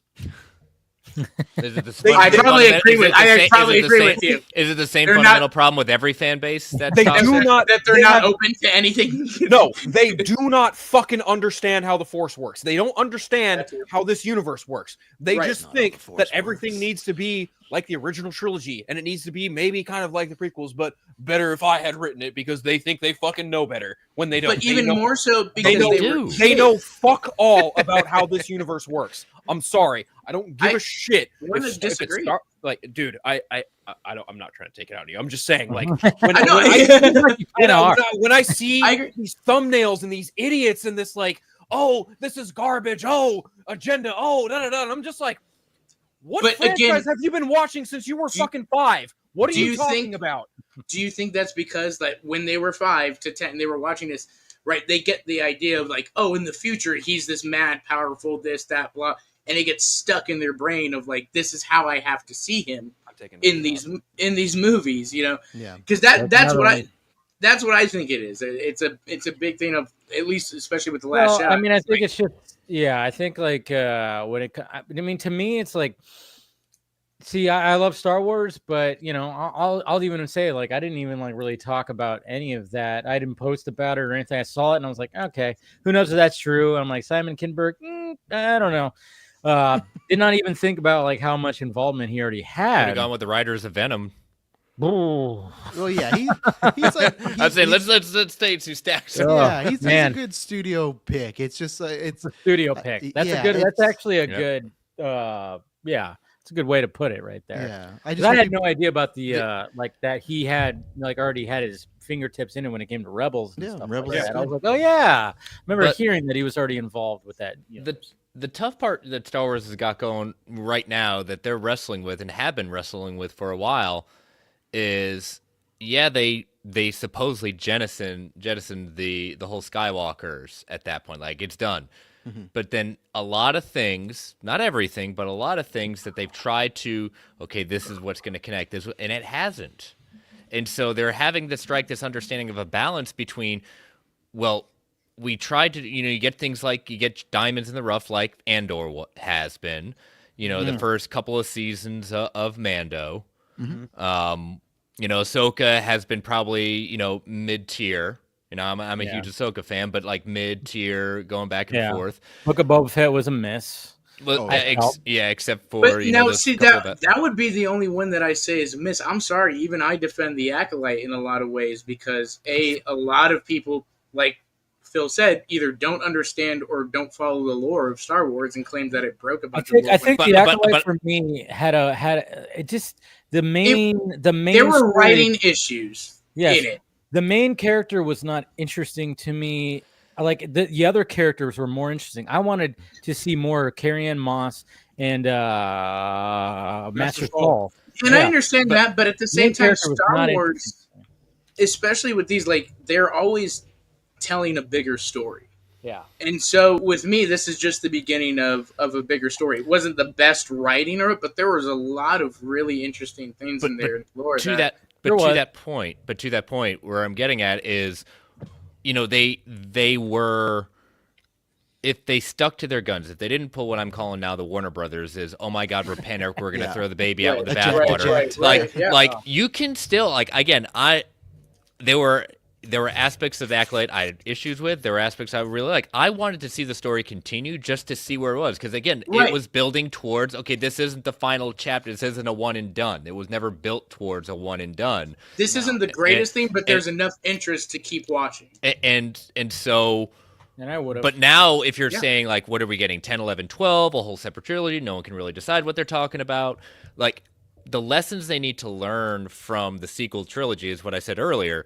You got to build a plan. You got to build in the sense of this is where we're seeing, this is where we want to end up, and start building it from there because and stick with it. If you have to make tweaks, make tweaks. That's okay.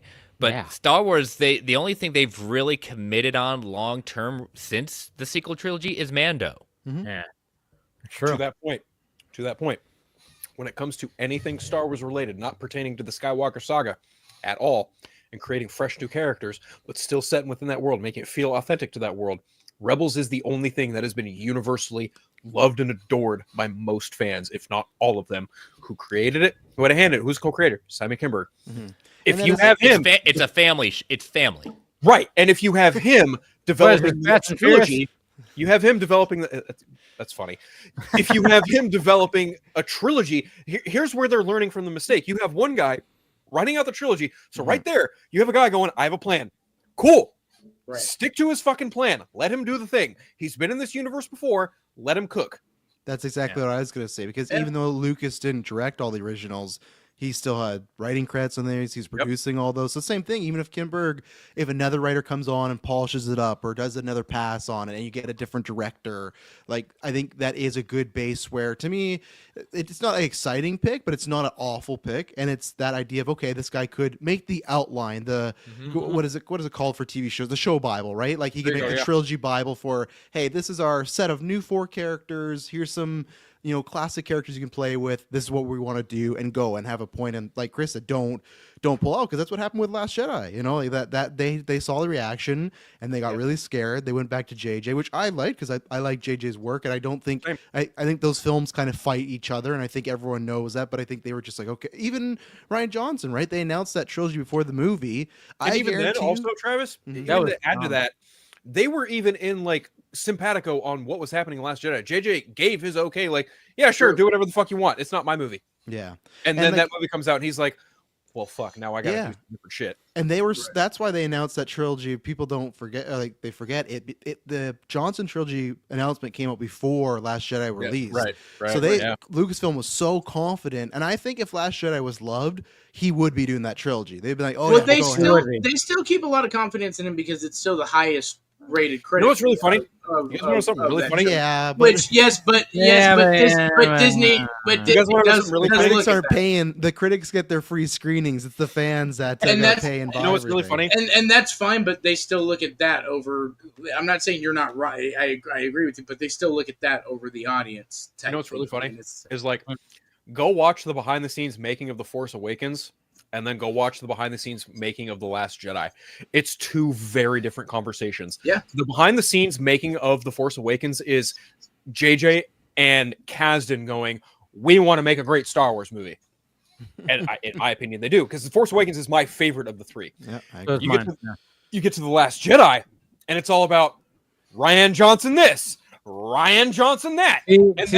And then at some point, like for about 3/4 of the way through the behind the scenes making of it, it's him and his EP Ron Bergman, and it's him sitting on the set, and his hands are like this. It looks like Rian Johnson is about to crack from the pressure of making a fucking Star Wars movie. Oh, I'm sure.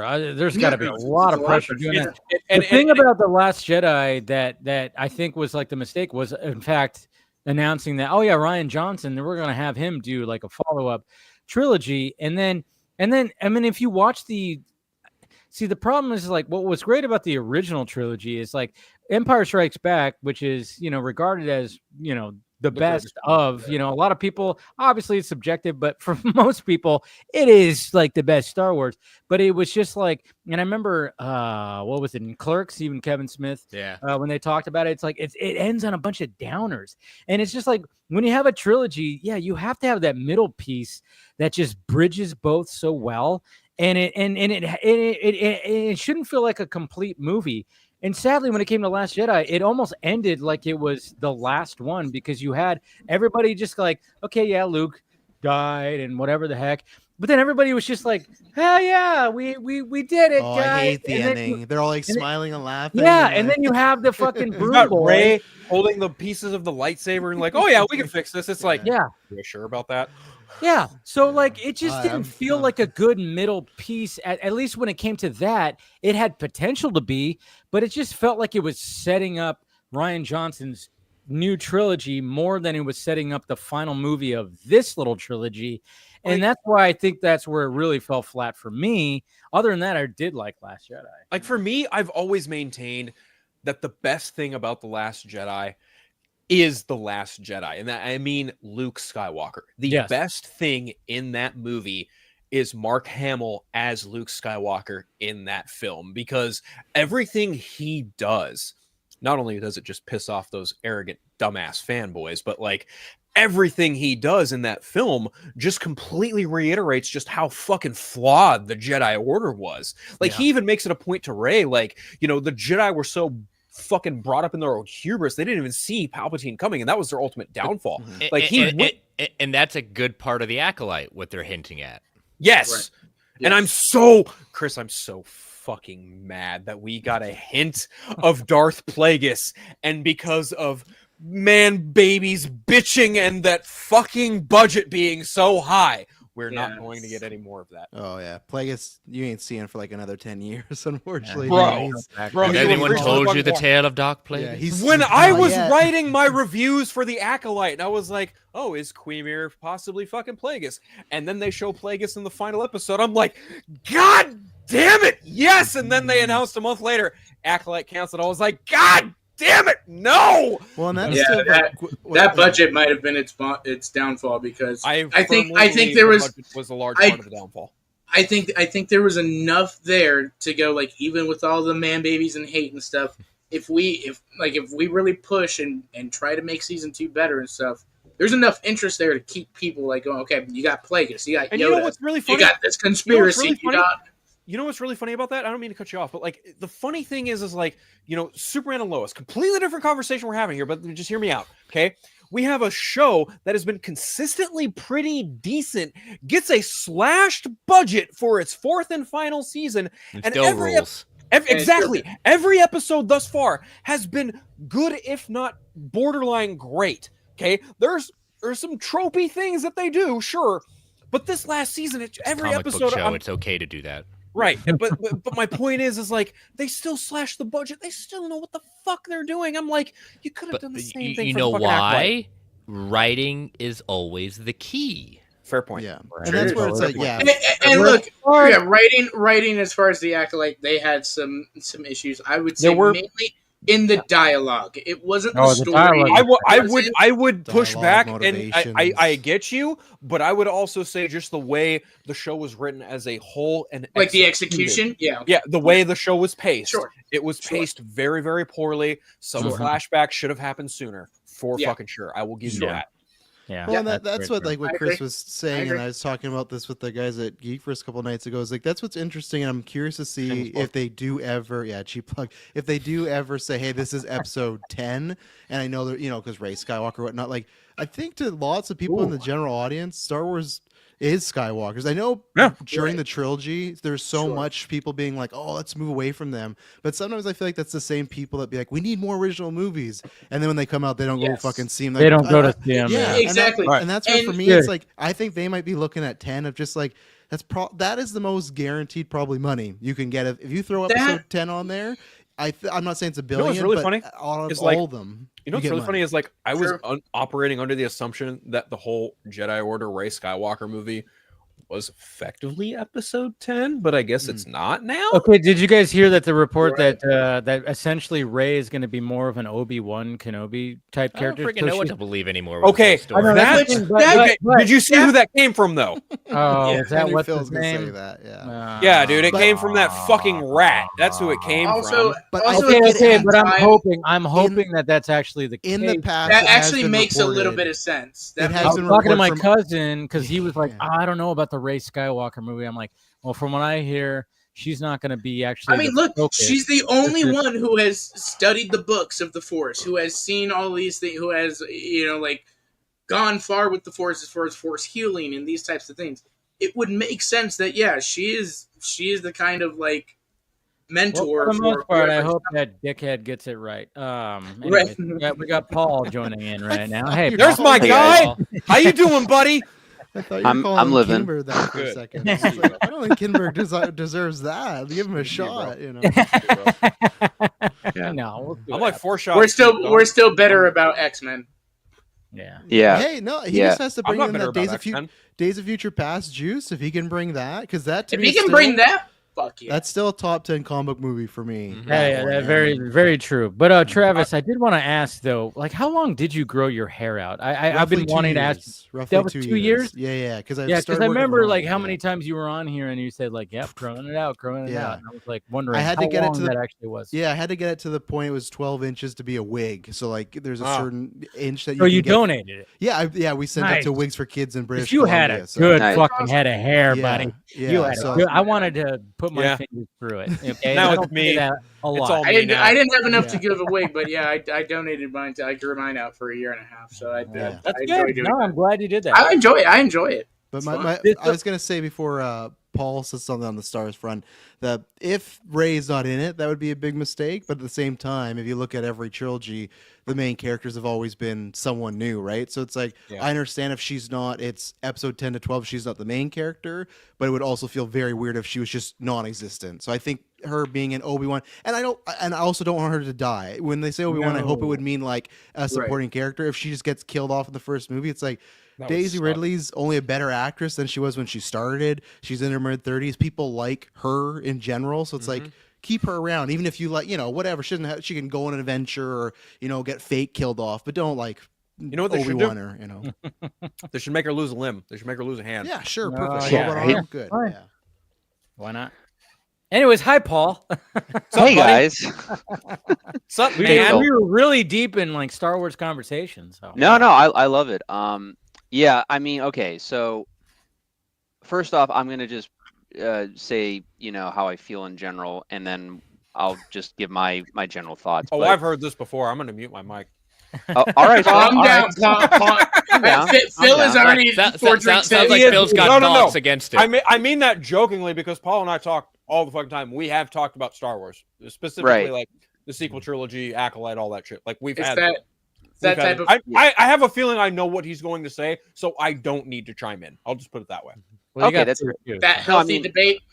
But I try to, yeah. I mean, you guys know me. I try to look at it from a logical point of view, and I know not obviously it's Star Wars, not everyone is on the same level or agrees on the same things. But I'm civil. I try to, I hamper my expectations on what Lucas originally intended, and even Filoni to a degree, and then what happened when Disney acquired the series, and just my own disappointments with certain things. I mean, so first off, I was not a fan at all of where the sequel trilogy pretty much went, or how things, pretty much came out with that series.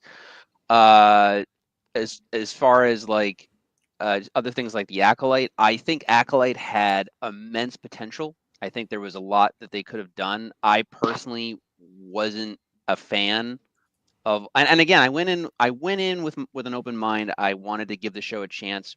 Personally, it didn't really do a lot for me. That being said, I think the fight choreography was really well done in that Oh show. yeah, episode 5 was awesome. Right.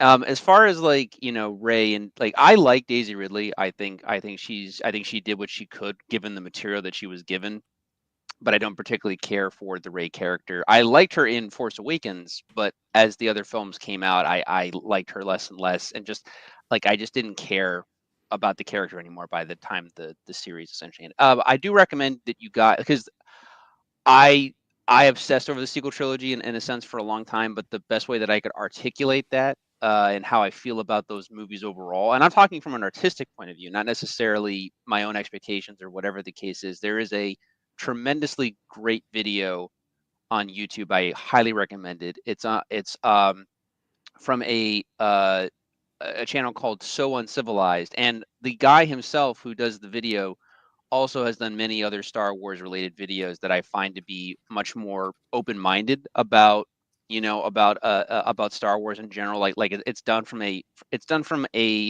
they break it down intellectually as opposed to a crazy fanboy. But there's a video called essentially Disney's anti-trilogy, which is talking just about the sequels, and the person breaks it down intellectually about why each of the movies kind of don't really work in the long run, and why the sequel trilogy kind of falls apart. Well, mostly in comparison to what George Lucas did with the prequels and the original movies. And I send that video to anybody who was like, "Well, you're just a hater," and I go, "No, no, no, no." I'm like, this intellectually, this is why I have issues with the sequel trilogy in general. Now, my personal love and taste of Star Wars right now, I would say, is geared more towards the Mandalorian and the Andor show. And, by extension, maybe Obi-Wan and Boba Fett. Like, I don't mind those shows that much. That's kind of where I'm more focused on Star Wars. That's kind of hitting more Star Wars and what I want from Star Wars personally. Like I said, I didn't hate Acolyte, but overall, like, I think the show for me personally kind of fell flat. More? Would you have watched the second season?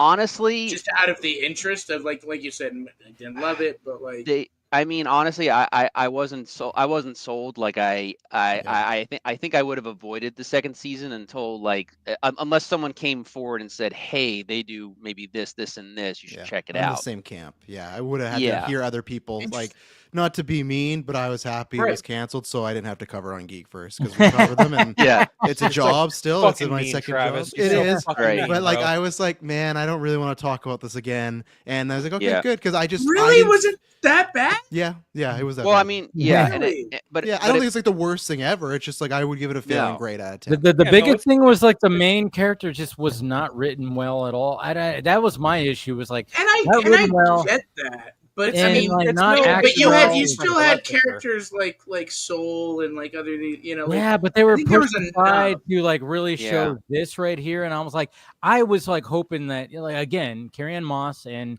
right. And I forget her character's name.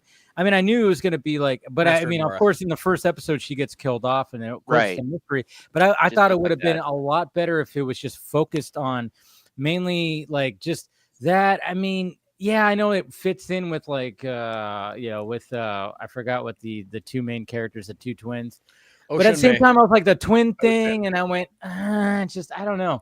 And then it's just there was just some things where I was going, that the story with that character, and then the actress they chose, I didn't think she was that great of an actress, and the dialogue was bad, so it just didn't help. And I'm like, you have these strong actors over here and they're side characters, and I'm like going, oh, and even the villain was good. I'm like, the villain's good, but you're focused on this, and it didn't work. And that's where I fell flat when it came to Acolyte. Honestly, when it comes to the Acolyte, I like the show, but that very well could just be due to the fact that like it introduced Plagueis, and it's like, okay, Plagueis is canon, we get it, great, awesome. that I'll be biased, I'll 100% admit that, 100%. Like I've talked to Paul about this, we've had back and forth about the Acolyte, no joke, but like I can't not like turn a cheek or turn a blind eye to the fact that like this did not resonate with Star Wars fans. And I can understand that, sure, if you have problems from a technical perspective. But my interest in a conversation about it wanes when you start, and I'm not saying anyone here does, because I know anyone here doesn't, when they start bitching about a woke agenda, all this nonsensical bullshit that has absolutely nothing to fucking do with the show itself. It's just more your fucking vile, putrid hatred for Disney for whatever reason. No, I think for sure the show could have benefited from a second season. It's very clear the signs were there that it could have benefited from a second season because, the show had a $180 million budget. That is the biggest fucking budget for a show, right behind Andor. The only difference is Andor was already guaranteed a second season before it was ever wrapped anyway. So that's a whole different fucking conversation you're having. That said, to me, the Acolyte feels like, in a way, we're setting this up so we can do something cooler down the line. It's like, no, you missed the point. You needed to tell a good fucking story first, and then you save the setup later. I agree with that. Shoot all your bullets. Yeah. Right? It had a really great ending. It did. But at the same time, it's like, what did it take to get there? You were all over the place. Yeah. Did it gel well? No, not necessarily. And I say that as someone who actually liked the show because it visits an era that is untouched, the High Republic. And it's like, yes, this is great. We're getting an era that isn't Skywalker related. And then they do a couple of things that are like, oh, we're kind of hinting and pointing towards things that happened in the prequel trilogy. It's like, yes, this makes sense. This is 100 years before Phantom Menace. Okay, we're getting to that point. But then you've also got today's point. Like you have actors who may or may not be up to snuff in regards to their supporting cast. And that's the thing. Like when you have young and upcoming actors who are just given less than substantial material to work with, what are you going to get? You know? And then you have a writer's room full of a bunch of people who, as far as I can tell, they don't really have a footnote in other things that are prominent, well-received, whatever. Then again, I could just be talking out of my ass here, but at the same time, it's just like, look, the writer's room for that show evidently was not as strong as other Disney Plus shows that Lucas, not only Lucasfilm, but just Disney as a whole has made. Like, we've seen very good Disney Plus shows. Yes. I can't really agree that this was one of them. You know what I mean? Yeah, absolutely. And well, I just want to say too, because like I'm glad that Phil's at least like, and this is what this is why I enjoy these chats with you guys, because like all of us in this room have been dealing with so many people that are, live and die by the sword, and it's just like, bro, it's like, just chill, like whether you like it or not, like look, personally, I actually enjoy the Solo movie, but I know a lot of people that fucking hate that movie, and I get it. Yeah. Solo, like the first time I watched it, I was like, what the hell was that? And then I rewatched it, I'm like, this is actually pretty fucking good. What the hell was I thinking? Mm-hmm. Yeah, I actually liked Solo. Second time, definitely rewatch value. Anyways, at the time, because I was so anti Last Jedi at that point. I mean, Solo for me felt more. I mean, again, it was very much an Easter egg type of movie, but like I still enjoyed it much more because it was more kind of what I wanted from Star Wars at the time. But no, by itself, it's fine. Like it's it's a solid adventure movie, an enjoyable adventure movie. Yeah, right, with heist elements. It's a very heisty movie. Yeah, and that's fine. Movie. Like. Yeah, I think people can get around. What's his name playing? Alden Ehrenreich. Yeah. So that's one big thing for me. That's not Han Solo. Especially tough when you had Donald Glover being Lando, and then you have the other guy. You got your little bubble. You got the other guy. It sucks with Alden Ehrenreich is a good actor. I like him in other things. Like I really liked him. But I think Fairplay, the thing about by doing Lando, it was a lot easier because obviously he has a cadence. He has like a certain way, and he was in obviously part of 2, and then of course 3, but not the main Much central smaller character. part, Han yeah. Solo, I mean, he's iconic. He's like, Yeah. it's like, how do you get into those literal boots? Those Han Solo also, boots. To You your know? point, like the minute Donald Glover did that recreation of that beer commercial that Billy D. Williams did, it Oh, was yeah. pretty much. Colt It was. 45. Yeah, thank you, Colt 45. It was pretty much Yeah. solidified that anyone else Awful could have beer. fucking Awful fucked liquor. that role up if Awful it malt wasn't liquor. Donald Glover. And Donald Right. Glover absolutely fucking nailed that role for Yeah. sure. So I want to say 2 things. One is personally, and again, I didn't hate Alden's performance, but if you guys have seen The Age of Adeline, there's a guy in it that literally plays a Yeah. young Harrison Ford, and then pretty much Yeah. most of hardcore Star Wars fans were like, "That I guy." know who should you're have talking been- about. That's yeah. everyone wanted. Yeah. I remember. Yeah. I remember I that, forget too. the actor's name, but he could have been a terrific because he looks and sounds just like young Harrison Ford. But the Yeah. second thing is what I love, and that's why I love Donald Glover so much, is that he's completely honest about the behind the scenes stuff. He had a private dinner with Billy D before the movie was Yep. being Right. shot, and he was just Yep. like, "Oh, I love Lando," like, because he's a huge nerd, obviously, and he's just like, I was thinking about approaching it this way. I was just wondering what your thoughts are on the whole thing, like what you thought of the character. And Billy D was just as honest as you could be, essentially saying like, "Well, I just played him as handsome." Like Yeah. that, like he just like I was like I was myself, like that was Yep. it, and Yep. it just shows the The way divide. Billy D, yeah, it's what he Yeah. does. And, No, it's a and, crying shame. Harrison Ford, not as easy to crack. Emulate, He'll just yeah. kinda go, or get "I down for don't give dinner a too. fuck." Yeah. You know what's a crying shame? I could just see like It's- Harrison Ford going, "I don't give a fuck how you do Right. it." Just take Yeah. the money, kid. He's Just all, take the I money." wanted out after the first movie. Yeah. You know what's a I crying told shame? George Lucas, yeah, you can write this shit, but you can't say it. He actually said that to George Yeah. Lucas in the He first said that movie. many times. Hey, you can write this, the dialogue. You can write this shit, but you can't fucking say it. Like, I wish more actors had said that in the prequels. I think it would have Honestly, been a little yeah. better. honestly, I'm just you know what's saying. a crying Especially shame Hayden. is in this era of Disney expanding Star Wars. It's a crying shame they did not prioritize that Lando project at all. Oh, Well, because I was looking again, forward- I think again, that's the still on the rumor. table. I would the love is, I would the love to rumor see is- I would love to see just Donald Glover continue on in that role. That would be I would killer. too. That'd be The That would be rumor great. is that it turned from a TV show into now a movie that he's writing with his brother. I hope that Apparently it's actually dead, happens. Yeah. from what I was. I hope that actually happens. That Hey, is- we got I would William love to showing see up that. right now. Hey, William. Hello. Hello. How's it going? I would have brought you in sooner, but these guys just don't stop talking, you know? I almost Yeah. know. I guess I Fucking, haven't. yeah, these chatterboxes over here. No, just kidding. But thank you for joining, William. But yeah, good to see you. We're just talking. We've been. I did not think we were going to talk this much about Star Wars, but I like it. I tuned Curveball. out until Star Wars, like I said before, does something 1,000 years before or 1,000 years after. I've pretty much tuned out Star Wars. Yeah, I get that. I've had this. I had a Skywalker feeling when you were Saga- going to come in here, I was like, William's going to totally just be like, fuck Star Wars right No, now. well, no. I listen. I've had the Skywalker saga all but 3 years of my life, and I'm done. I'm done with it. I've explored it. I've enjoyed it. I've enjoyed those characters. I've grown with those characters.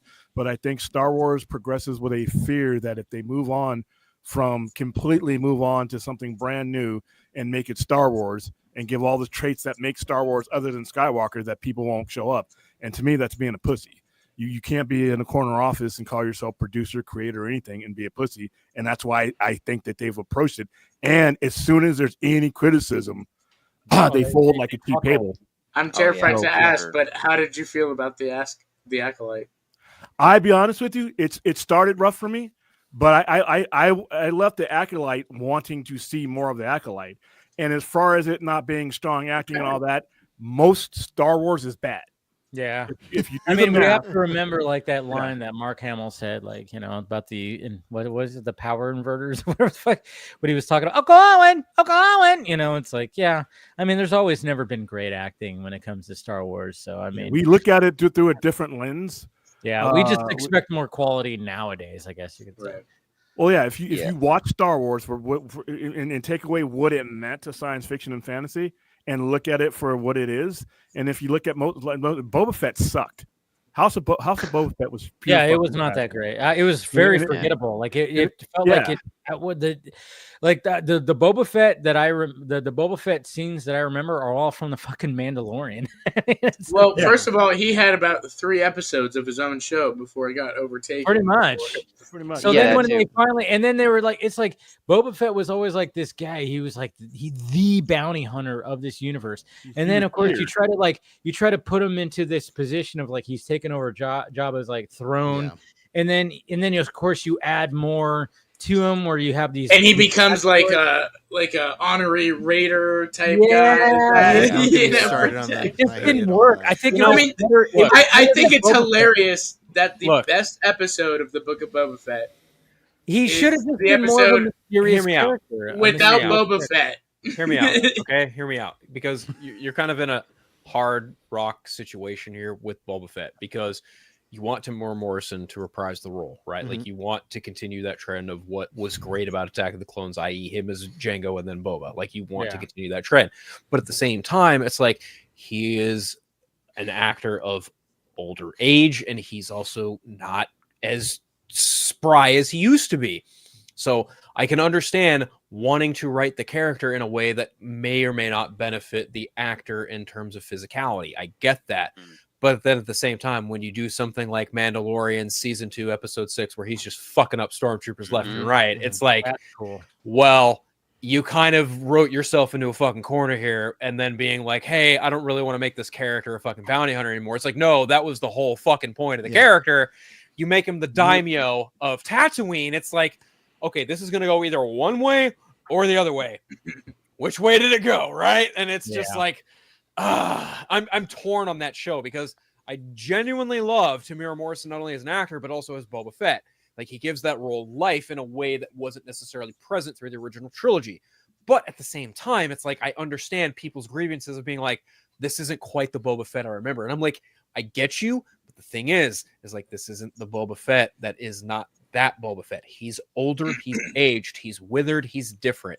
He wants to do something different. Hey, I like it when he crawled out of the what is the Sarlacc pit? Sarlacc pit, yes. I thought that was cool. I thought that was the best part of the whole series, was like, and how they used Patton Oswalt's description of how he does it. I was gonna ask you though, that was the best part of the whole series for Phil. Then, so like, because I think you probably like it more than most of us. But in that retrospect, if you're in the boardroom, do you personally greenlight that show and you go, hey, we can do this, but it has to be completely different, and he's aged, so we can't make it like we did in even the Mandalorian episode? Like that could be the argument where, for me, it's like maybe they should just kept him as a supporting character in Mando, right? Because now I feel like they kind of damaged that character, and that's where if you make all these concessions, or at least get like a guy in the suit have him there for the helmet off stuff, have him voice it. But that's the thing where it's like it had so many asterisks that you list off there. Is there a point where no one looked at each other and be like, and you can get away with he's a clone, he can still fight? I think that boardroom needs to be emptied out. I think if you're sitting in a boardroom and you're talking about shit that I've been playing with since I was, 5, 6, you need to empty out the boardroom and bring in target audience anymore. Well, it was always funny because Boba Fett became like this, cult character, cult icon. Cult icon. Because in Empire, he was like, okay, he was going after Han, and then when he returned to the Jedi, he just fucking and then he sucks. And then he sucks in those movies. He sucked in Return of the Jedi. Yeah. Like he just got just totally, He owned the holiday special though. Yeah. You know what I would have done? You know what I would have done differently? I would have taken like the best of both worlds. I would have had him start out just trying to get back into bounty hunting, but then realizing that like he is getting up there in like age and spirit, and he kind of Logan style it. Logan style it. Really, that's what I would do, and then have him be the daimyo of Tatooine by the end of it all. That's what I would have done, but that's just me. I would have. My pitch was always just an nth. They would never do this. But how many ever episodes was Boba? 8, 7, whatever. But like that, let's say it was 7. My pitch was always just do an anthology. Each episode is him after a different contract. Go. It's an easy pickup. They could have done something like that. Yeah. I totally agree with that. Just have not have this consistent story where you're bouncing back and forth from flashback to now, and doing. I mean, it was all over the place. And I almost kind of like the flashback more than I did. I don't know. It was there was things that I liked about each, I guess, but they were just trying to create an anti-hero with a mysterious, cult classic hero that people were just like, Boba Fett, man, Boba Fett.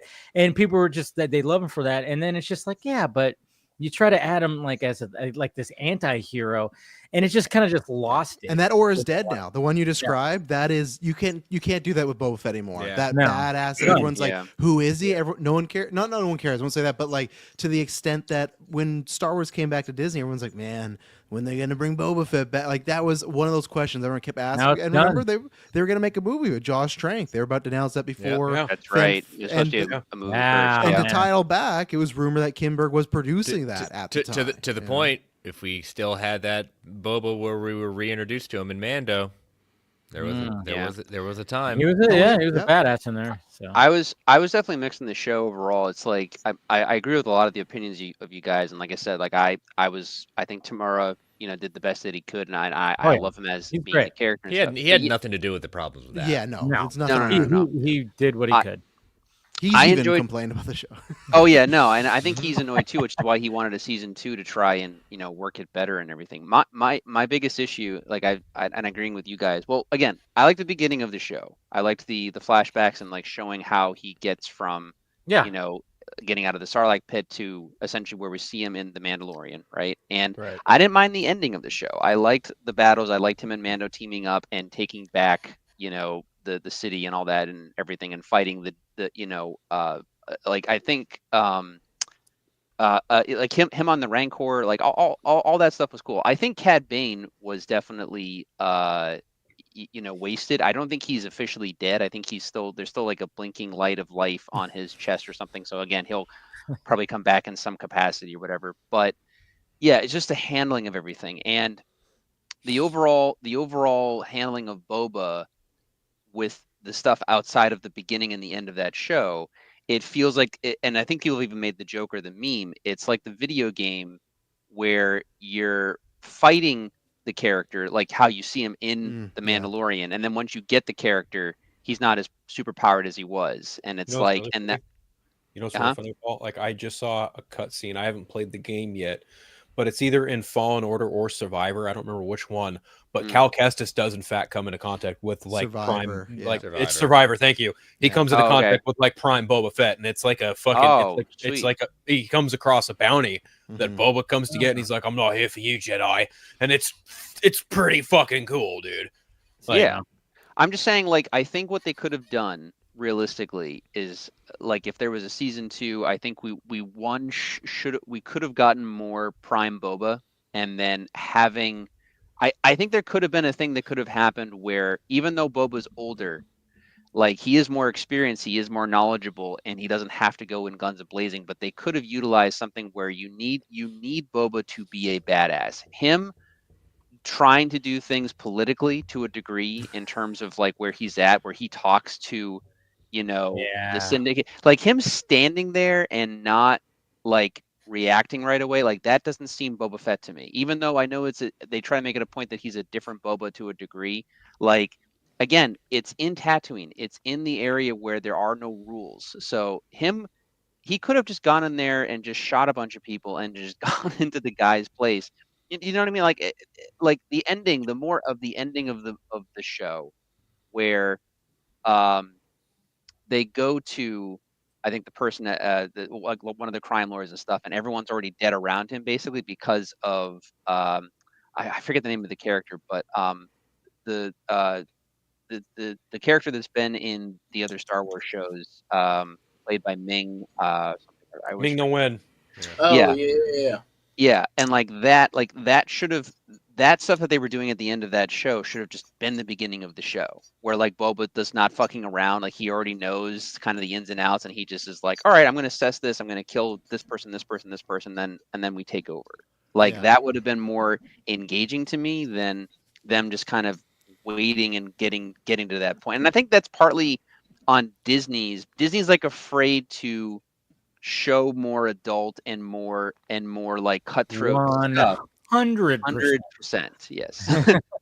Yes, like imagine, I don't think it'd be the exact same, but imagine what we're getting with Penguin right now if we got that with Boba, where it is like, I mean, that's what I would say Andor is the closest to being adult Star Wars. And Well, and that's the thing. I think Disney tries to balance, like, they're okay. We have our kid audience, but then with Andor, they see obviously the success of, there's very much a mature audience there to watch stuff. You're right. That's kind of the test case, but to the point of what the history has been, it's kids. It's kids. It's exactly. family. Of course. And I'm not saying that's where they should stay, but that's where the history has been, and that's where, or at least a family mass appeal, right? What was it? I think it was like last year or this year. They made $1 billion alone in toys. Oh yeah, they're still. See, that's the thing. Is like that's what we have to realize. Everybody is this shit, Cape shit, Star Wars.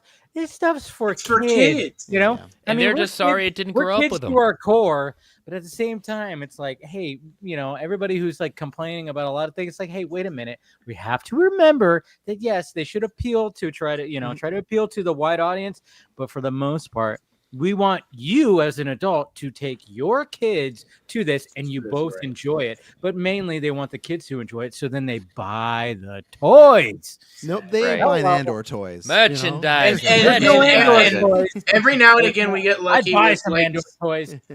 With like Snyder stuff or like Andor or these or that, these adult that or Joker, that shows or even that Reeve's Batman. I'd say it's not like that kid. Right. Like kids aren't gonna be like, man, I can't wait to see the 3-hour detective tale. No, but see the beautiful, and this is a good, this is a good way to transition over to talking about DCU stuff. Is the fact that the Penguin is so well done, and it's not for kids at all. But and like you said, even the Batman, for the most part, might not be kid friendly, but then I'm just kind of going like, well, and this is where James Gunn could go, well, okay, that's why the DCU Batman, he's going to have a son, and we're going to have that aspect, and there could be that appeal more color to that. Matt Reeves can do his thing, and this is what I've always hoped. But we also know the DCU isn't going completely kid friendly either. With Creature Commandos and I just think it's going to be more accessible. Where the Batman, not even take the dark stuff out. It's just a slow movie that like 6 and 8 year olds aren't gonna like. Fuck I don't think, yeah, like where like, and even I think some of that happens with Nolan stuff, right? Like I don't think kids at that time. The Dark Knight, exactly. And there's a big difference in what DC has never tried to pigeonhole themselves into a certain like we're just family friendly. Like they have gone in different directions, whether it be animation, whether it be for kids or adult. Same thing with the movies. For families or more mature at that point. Now with the shows, like they have not pigeonholed themselves, and that's one thing that James Gunn fully understands is like, yes, it's connected, but we're going to allow some creativity in how we're presenting this stuff, like it or not. That's been a history of DC that is still being honored, but people seem to forget that. And that's a big difference between DC and Marvel, especially cinematically. They've always been family-friendly, Marvel, and they're just now doing stuff like... It has, but they're just now doing stuff like Deadpool and like hopefully a dark, Daredevil and stuff. And there was a lot of worry in that executive boardroom of like, can we? I mean, this is the Disney brand. This is our first big, like. Well, there's two things as well, because it's also timing and like, I mean, we've discussed this before in the chat multiple times, but like realistically, not even counting us in this room right now, but realistically, the kids who grew up with the MCU are adults now. Like if you were 10 years old watching Iron Man, like you're you understand what blood, tits, and guts are. Like you're you're Can you go over that? I need you to diagram that. Get your if you watch Iron Man at 10 years old, you've probably seen like an A24 movie or two by now. Exactly. But like I'm glad. I'm sorry, Travis. But no, I was just say like, I mean, we discussed, but Ryan Reynolds doing Deadpool 3 and having that be what it was. Now, granted, it's still very much an MCU movie, but it's an adult MCU movie, and I'm glad that it was hugely successful because that's what I want. But I just want Disney to understand that not every R-rated one is going to be on the level of Deadpool and Wolverine. Exactly. But if you're doing Blade, make it R-rated.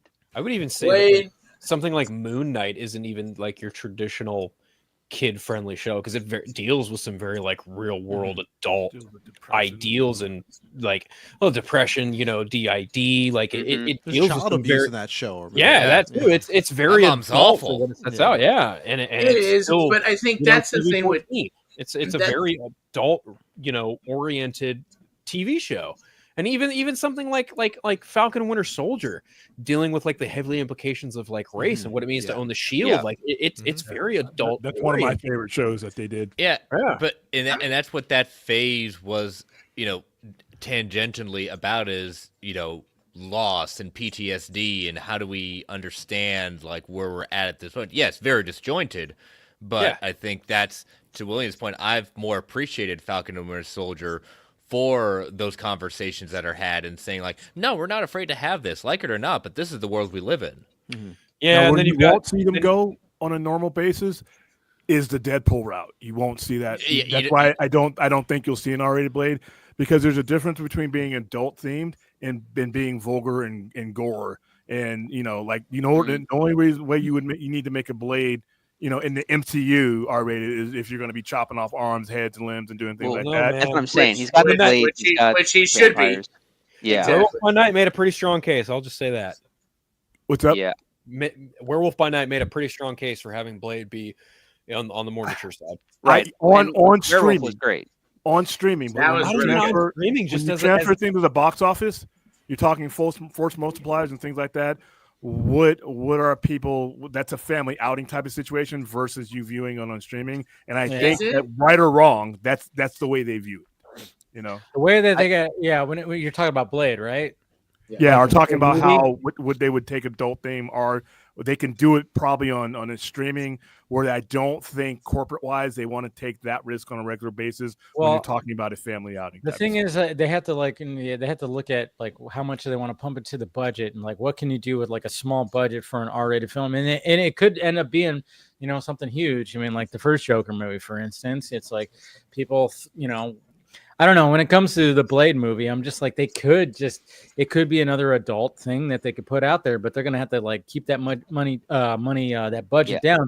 With Deadpool and Wolverine, they knew that was going to be a fucking guaranteed winner. I mean, that was just, maybe not at first. And I think there was a lot of convincing, and there was probably a lot of meetings that happened between Reynolds but the fact that the missing piece, of course, and even Ryan Reynolds said it, was Hugh Jackman coming back. Was the thing that greenlit that motherfucker.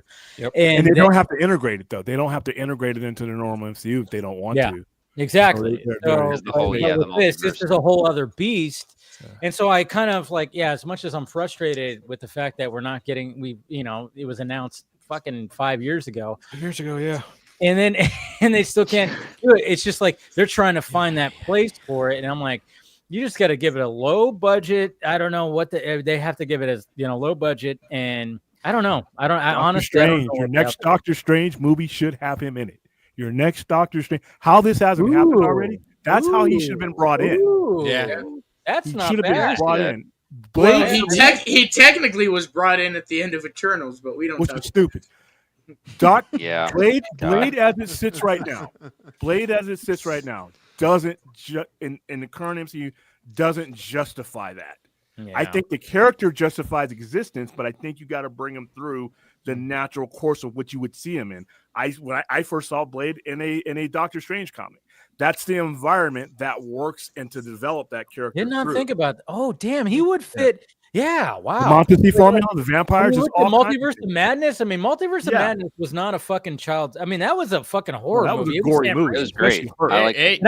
You got Marvel Zombies coming out, so mark my words. You go. Yeah. Blade should happen. Blade should not happen in a feature film. Or he's in one of those. He's in what? He's in. Yeah. And the word is he's voiced by Ali, so it's so funny, like that. Like we've only heard him via voice, like Eternals, What If, like we haven't seen it. Like that connection, I don't understand why they did that. Blade and Eternals, that's not even a connection. That's not even a doesn't he have a connection with the sword? I thought it's Black Knight. Was it the Black Knight?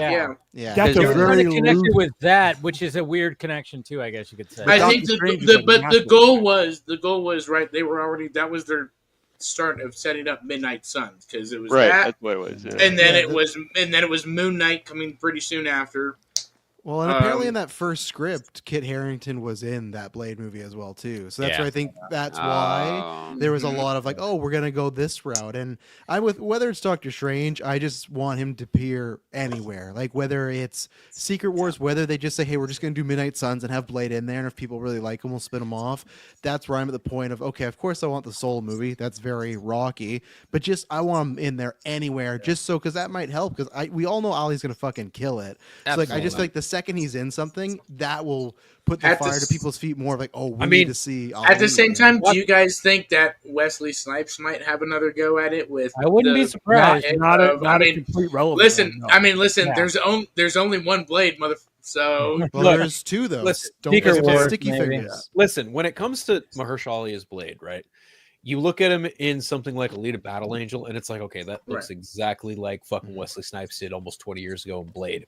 And then you think about what did Wesley Snipes achieve as Blade, and who could carry that forward? Mahershala Ali. I think the problem they're not only like trying to figure out is it's Marvel Studios. They always want to try and tell a good story for a character's first outing. Everything after that, we've seen the fucking results. It varies. It varies from character to character. Take your pick of which character has the best quote trilogy in the MCU.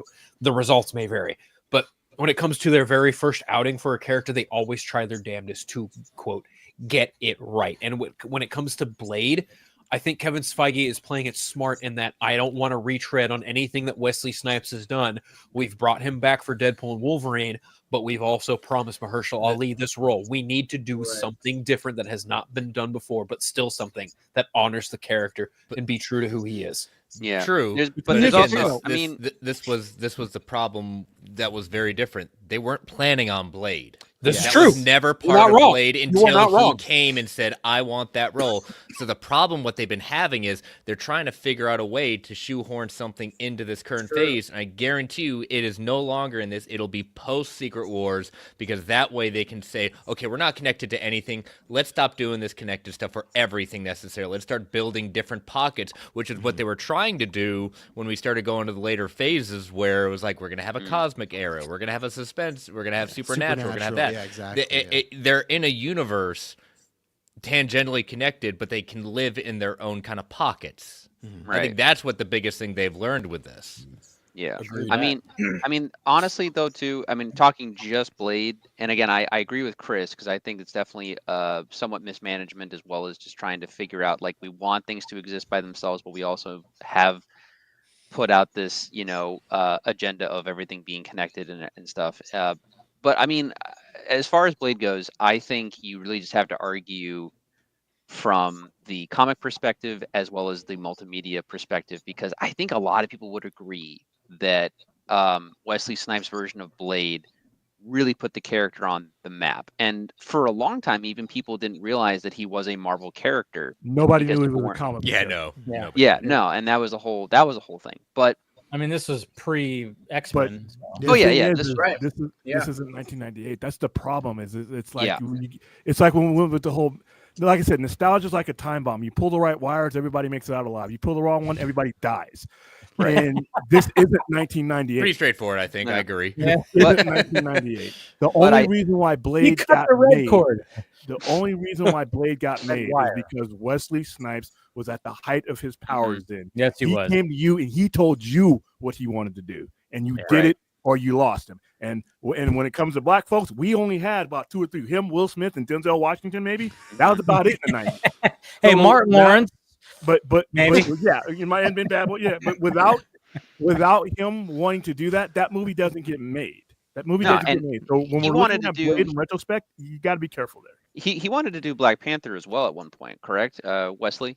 It did. Did he? He And did, so- yeah.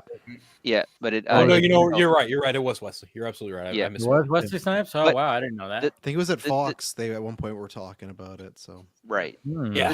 There's two things primarily that I'm just saying as far as the Wesley Snipes movie. Personally, I'm talking more as a moviegoer, less so a Marvel fan and comic book guy. But one, I still personally believe that the Blade movie, even though it's from 1998, I think it still holds up dramatically well. And like, Yes, it let's does. not even start with the Guillermo del Toro sequel and everything else. But I like those movies. I have not seen Blade Trinity. I've been told to just kind of Don't. avoid it, but it is a Watch heard it. I'll only watch it because that's Ryan Reynolds' audition for Deadpool. for Deadpool. Yeah, That's You what got it some is. I amazing mean, combination of curse words in there by Ryan. yeah, Reynolds. he Right. his snarkiness and the way that like some of his lines are laugh out loud. And then of course you got Jessica Biel who looks fucking hot as hell. That's the only reason why to watch it. Other than that, yeah, Right. it's a shitty fucking story. Well, again, the way They the brought way I in look at Dracula, well, I mean, they had. I mean, where else were you I gonna go, know. right? but it was But- like they were trying to make this modern day Dracula, and it was so bad. Oh, It was that's rough. so bad. It's not Like I good. said, Yeah. Jessica But- Biel, Ryan Reynolds. That's why you'd watch it. Anyways, But go ahead. for Wesley Snipes Blade, I mean, look, the way I've gone about it in my head from a cinematic point of view is the same way I would talk to Phil about it, in the sense of like, use it as a blueprint, but don't lean on it, I guess is the best way to look at it. Because it's like Chris Reeves Superman in comparison to Man of Steel. They're very different Superman movies, but obviously there's homage to both, and like and that kind of thing, but it is its own version of Superman, but it doesn't snark or shit on Chris Reeves' legacy at all. And I feel that with the new Blade, you kind of have to do that, but also stick to what works. That's why, again, I'm only saying Blade should be R-rated because I think it fully utilizes. We've had 3 R-rated Blade movies. Well, here's the thing, though. You're now Technically add 4. the infrastructure of the MCU, Yeah, Mhm. taken 4. and when you add that infrastructure of the MCU, you should not use anything from anything else from that one, because you are Yeah. building something that fits within your story, not somebody else's shit. Your story. You're putting a cog into your machine. You ain't going to the pawn shop to get some something else to stick in there. You're building something that is going to flow with the story and the characters you have today, 2024. And that's why if you're going to build one that is going to exist in that level, that's fine. If you want to do nostalgia, that's fine, as long as you're consolidating the characters and they're going away. Like when it comes time for Wolverine, there needs to be a new Logan. We've got everything you can get out of it. And I've enjoyed all these X-Men characters. I've enjoyed all these Fox characters, but this is a different story.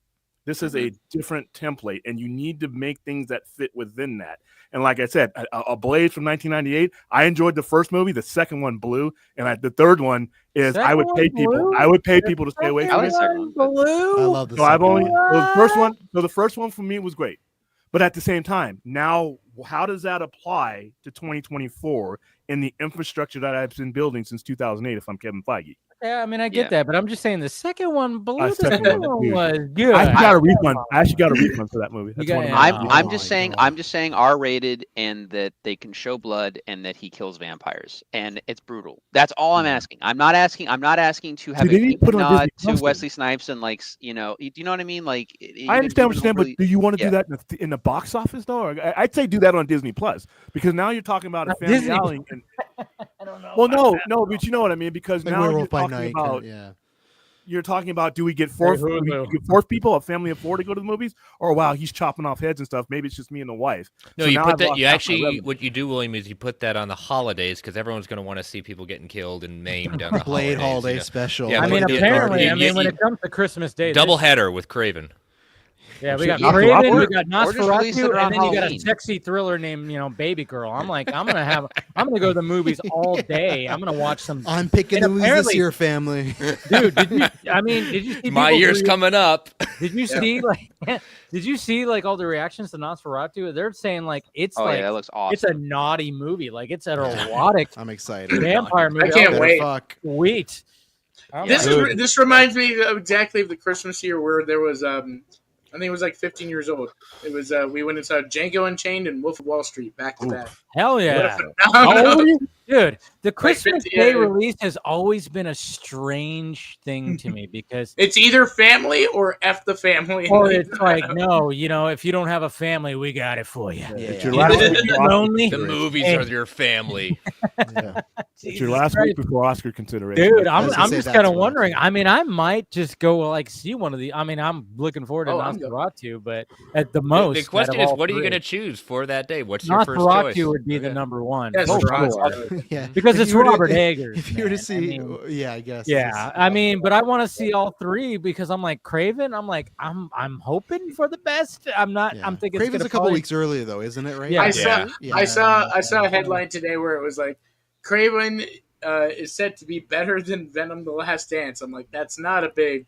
It's not a big That's bar. not a win. Yeah, it's not a That's big not a bar. tall bar right there. It really isn't. But it could Hey, be but something. remember, good. look how much money it's made. We knock it, but it's. But then technically a last success. night last night I was at the movies, I saw the Baby Girl trailer again, and I'm like, fuck, I kind of want to Yeah. see this because I'm like, That this looks good. kinda- That trailer looks wild. Nicole Kidman, I still think she's hot. Yeah, she's up there, but she's still looking hot to me, man. Telling her to get don't on her age when you knees have and money. all these types of things. What? I mean, I don't know. We'll see when it comes to that. But I mean, when it comes to the DCU stuff, I mean, the fact that James Gunn talked about how like DC Frontier has been a big time inspiration, and I haven't read those books, and I'm sure I just obviously sold Yeah. it an hour there's ago. people that what. I just So- sold a copy of it an hour ago. See, so there you go. There's Yeah. the effect right there, and this is why I'm glad that James Gunn is doing this stuff, because he's mentioning he's like, and he needs to push that a little bit more because they're selling books when they're doing this. I watched the 2008 Justice League: The New Frontier. I remember watching that. Yeah. I remember watching that, but I haven't watched it since. I know you could probably find it somewhere. It's a pretty solid adaptation. I mean, Yeah, it's a it's little faithful. bit. yeah, yeah, of they course, have to- they It's condensed it. compressed it. It's the most Yeah. accessible comic I've ever carried in the store. It is Yeah. the most accessible. It is something I can hand to Mhm. anybody who's wanting to get into this shit. I See, fully that's the agree with thing, that. and William. that's good. That fully agree. That's also a testament to Darwin Cook. Like Darwin Oh, Cook. cheers. it is his masterpiece for For sure. sure.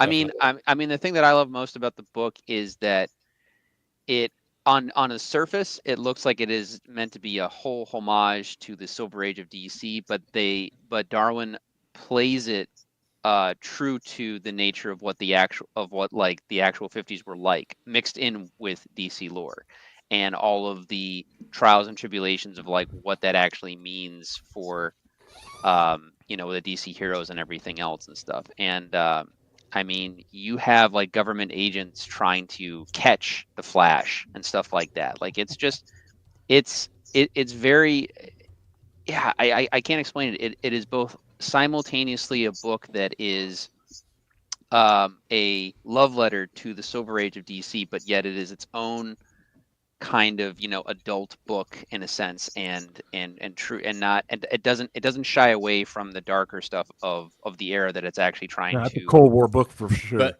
Oh, I mean, yeah.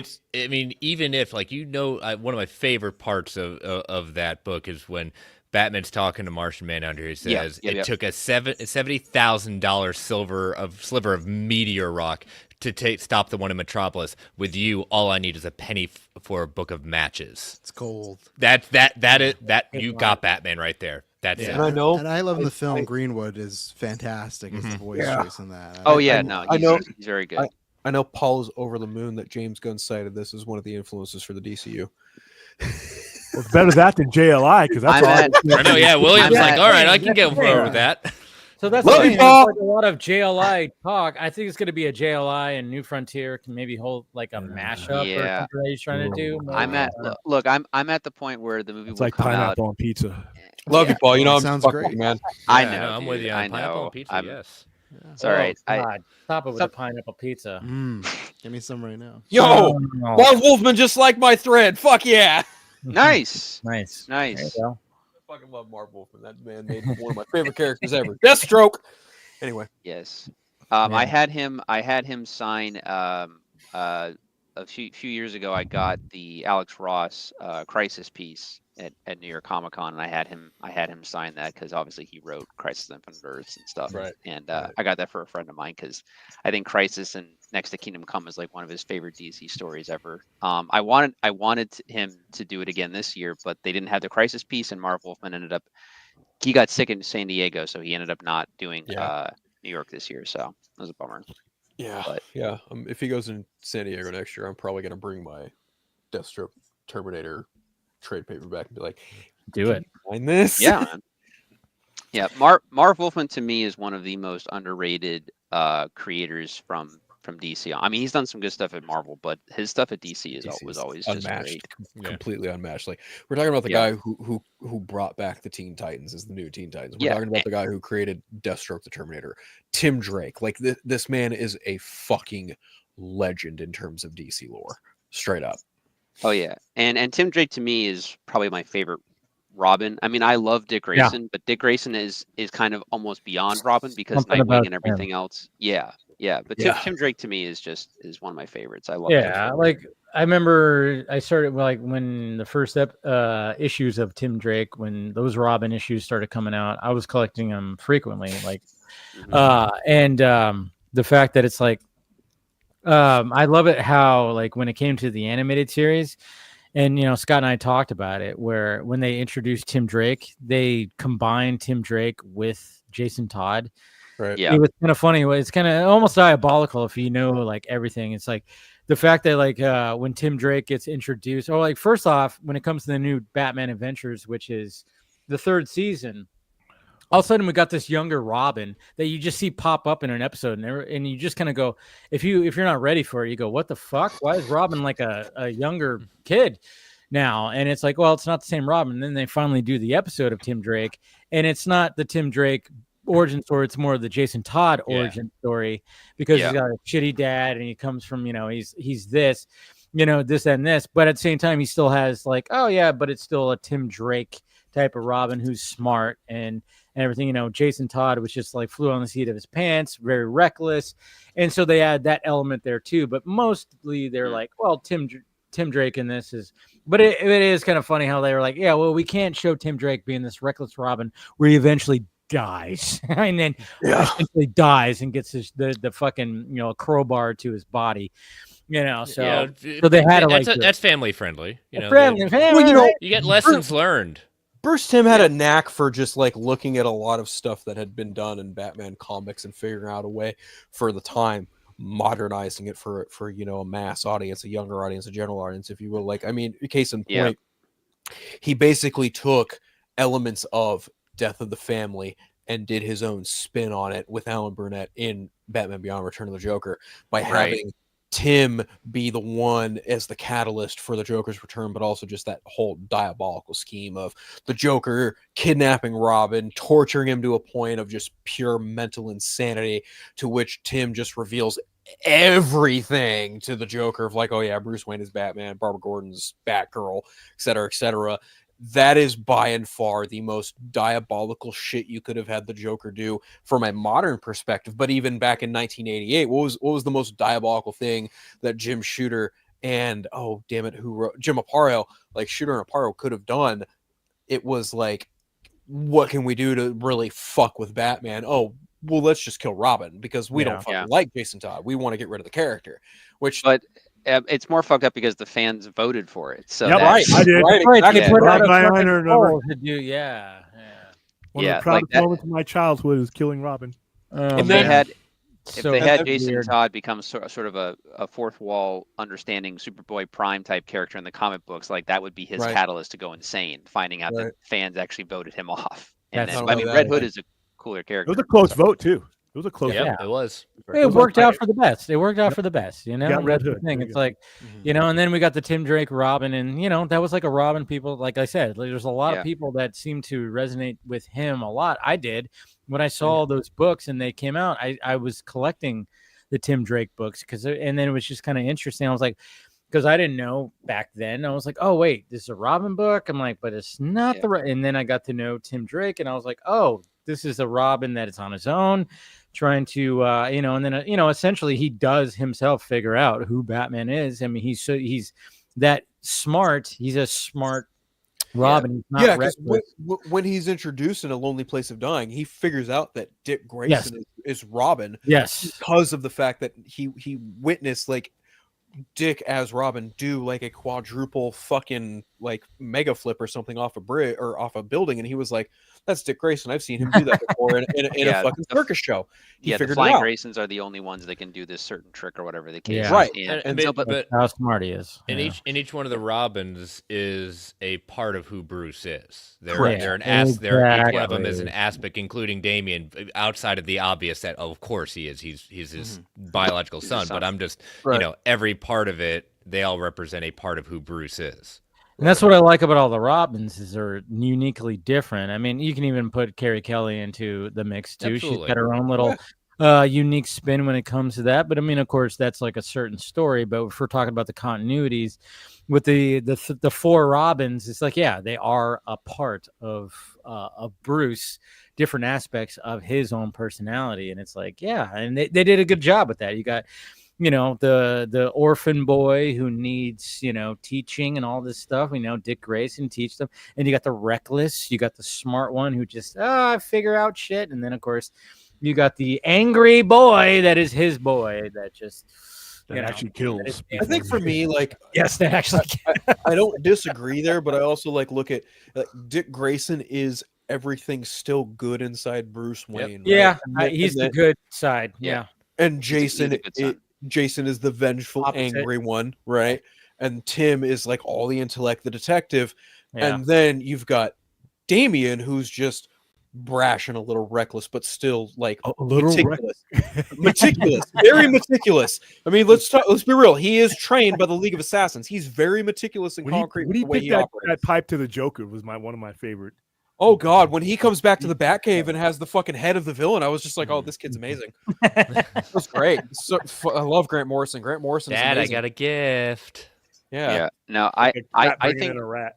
I think Damien is a very good character, and I'm talking as someone who's been reading the comics for a while. I haven't been into it the last year or so, but I always feel that Damien's biggest issue is not necessarily himself as a character, but the writers always because the whole point of Damien is that he evolves from that kid that you see Grant Morrison make, and who's fresh off of League of Assassins, and then he adapts to the ways of his father and becomes a better Robin and becomes a better person.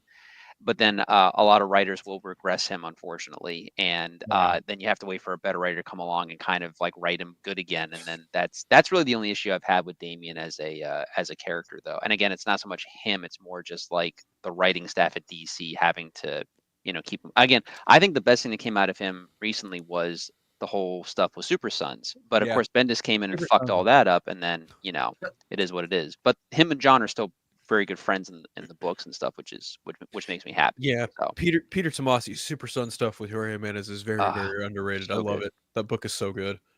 Very good. Man. I was actually really, really pleased with the Super Sons movie. That was really well done. Yeah, I think I'm pretty sure I saw it. But I remember enjoying it. At that time when it came out, there was just, again, the animation stuff just comes out so fast now, and I've lost track. The animation takes a little bit of getting used to, but still, Damien's a snarky little shit. John is very optimistic and very much I want to be like my dad. They get the characteristics and personalities down really well. I'm not going to spoil anything because the story's kind of a surprise, but it's very DC. It's very much in its own DC world, and I think that's totally cool. But I'm actually a little bummed it hasn't gotten any kind of follow-up because Stuart Allen did a pretty solid job for the most part with Damian in the new DCAU, starting with Son of Batman and going all the way to Apocalypse War. You could he argue has one of the best arcs in that easily series. Easily. And they didn't even have to go through the whole death and rebirth bullshit that they did in, New 52 and bringing the character back and giving him superpowers. They didn't need to do any of that, and they didn't, thank God. But him in Super Sons is very much how John and Damian do meet initially in that book. They are very just they're very much miniature versions of their fathers, and it's very enlightening to watch that relationship blossom into what it is in that book. It's very well done. So if you ever get a chance to check it out, it's a pretty solid movie, all things considered. Nice. Okay. But speaking of the Batman world, I mean, this whole thing about a Joker series in the Matt Reeves universe. It was just okay. So when it was announced, I was like, oh, okay, cool. And then when it was debunked by James Gunn, I kind of went, you know what? Yeah, I don't care for now. I just kind of realized I was like, yeah, I'll see what they do with it. But if that's true, But then I went, yeah, but Joker has always been like this mysterious character. Do we really need like a story like the Penguin? The Penguin makes sense. Catwoman makes sense. And whatever they end up, because I think, they'll probably do a Catwoman one, maybe a Selena one eventually. But then I went like, yeah, I mean, Joker has always been a mysterious character. And I mean, for the most part, Christopher Nolan did a good job of keeping the mysteriousness of the character, which you didn't know who this fucker was. He just wanted to watch the world burn, as Alfred said. But, Burton, added, gave him a name and a backstory a little bit. And I know, like, when I did my Batman 89 video, like Burton and the original screenwriter like fought over that. And essentially, of course, Burton won because of the writer strike that happened back then, because they went back and forth. They were like, what are you doing? It shouldn't be the Joker. And then he was like, yeah, it should be. And then, of course, the writer strike happened. And then Burton was like, oh, we're changing it back to that, which it worked for that. Fine. But I mean, to this day, I mean, I don't know how many times, like, I've talked to, friends and family members, like, didn't the Joker kill Batman's parents? I'm like, no. Like, that was a movie thing. One story. It was one story, but I'm just kind of going like, when it comes to this Joker series, I was like, yeah, I mean, Barry Keoghan, sure, yeah, we could have something with there, but now I'm just kind of going, now that I know that it's not going to happen, like James Gunn debunked it, I went, yeah, I'm okay with that, because I like the Joker being a mistake. I know he's like the ultimate villain. He's the ultimate arch nemesis to Batman. But do I need to have something like what the Penguin has? Well, the general audience technically doesn't know he exists in this universe yet. That's very true. Yeah, I think if he shows up in anything, I think it should be like the Arkham Asylum series that they had possibly talked about. He should always be like this, like a random character that shows up when he needs to. And I really hope that he does, that they have a scene in the Batman Part 2 where Batman visits him again, like a Hannibal Lecter. Keep it in the movie. And keep it in the movie this time, because when I watched that scene, I'm going, why the fuck was this? This should be this is great, because he's like a Hannibal Lecter type. And the fact that we've never seen something like that in like a Batman movie or even like a series where Batman is literally going, hey, I got this one crazy fuck, who's doing this stuff. You're the craziest motherfucker I know. Because all we get from the movie is just this other inmate, which people like they just don't name him. And some people still know that's the Joker, even though he exactly. So that's what I'm saying. Like technically, we really don't know. Yeah, so no, and I get why Reeves took it out, because he said it felt like it was too similar to the Riddler and Batman conversation, because it's all about how Batman feels the cops should have got killed. But I was still like, I think there's enough difference there that I like Joker in this role. And yeah, I'm the same thing. I like the Hannibal Lecter stuff, and I didn't take it that if this show was going to happen to be like an origin like Penguin, I would have taken it, because I've said, even obviously I'm a big Saltburn fan, but even before that, when I was on here, I think Barry is such an interesting choice as Joker. I think he's the different actor you need to make it something unique. So I'd be down, and even then, if it was a Joker show, I would have been down if it was just Arkham Asylum, but Joker's kind of our like lead 1 or lead B or whatever. But no, I hope he has a bit more role in 2, and I hope that he is the main villain of 3. I hope he's not just the guy behind the desk the whole time. Barry's open for full frontal nudity dancing around. I respect that. What would happen here? Saltburn is one of the best films of last year, so I absolutely, I'm just saying, I respect that. He's not afraid. He's not afraid to go that route. Yeah, I mean, I haven't seen Saltburn, but I saw the clip on Twitter, of course, where I was like, "Oh, that's a clip that I heard about where he dances around like that in Saltburn." Yeah, Batman's gonna get scared if he sees him naked, But he's that's what's interesting about Barry is he's one of those actors where he just kind of shows up. He's never going to be the star, or maybe he'll eventually be a star of something, but he's always just like, I mean, I guess he is technically the star of Saltburn, but it's just, I don't know. He's just one of those actors where you see him, you expect him to be like just something that's going to be very off the cuff and very just, I don't know, out there. He's just a very interesting actor. I mean, the first time I saw him was in Dunkirk, And his character was a piece of shit in that movie, if you remember the movie. And that was like, and then of course I've seen him in little other things, and like I said, I haven't First seen time I saw him was Killing of the Sacred Deer, and I was He's like, so fucking. Oh, I haven't good. seen that. It's such a creepy, weird performance. It's him and Colin That's Farrell. the thing. He's always weird. Yeah, He's and that's why it's like that's Joker. He can, he can be different. Like the funny thing about him, he has like 6 different characters that are all weirdos, but they're all like different type of weirdos. So if you can do that, if you can put that together, so that's why I was bummed. I was actually excited by just to see more of him, but obviously we'll get. And especially the kind of Joker we hadn't seen with the Grant Morrison look of like really just a messed up face there with all that kind of prosthetics. And the fact that Matt Reeves was like he has a disorder, as opposed to like he scarred up his face or whatever. It was like a different take, and I know some people hated that. I'm like, well, that's just a different take. He has a disorder, and then but I mean, when I watch that scene, and I'll like I'll revisit that scene where I'm just like, I mean, the way that he portrays it, I'm like, sweet. And but I will never forgive Aaron Bailey for putting out that image that he put together, that he spliced together of the mouth and the fucking eyes. People still use it. They use it to this day. To this day, today I saw it. Yeah. I love the dude Aaron Bailey. Like, he did a good job of splicing together, but man, did it make him look like this weird alien creature thing. And people still use it this day, and people still shit on it because of how that looks. And it sucks because when they use the image to this day, they erased his watermark. And it's like, God damn, because you could just do that now. Yeah. But I'm like, every time, like, I saw somebody use it today, I'm like, you had to use that image. And I tagged Aaron Bailey. He's like, I know. He's like, that was like one of his most viral. That was probably his most viral image that he ever put out there.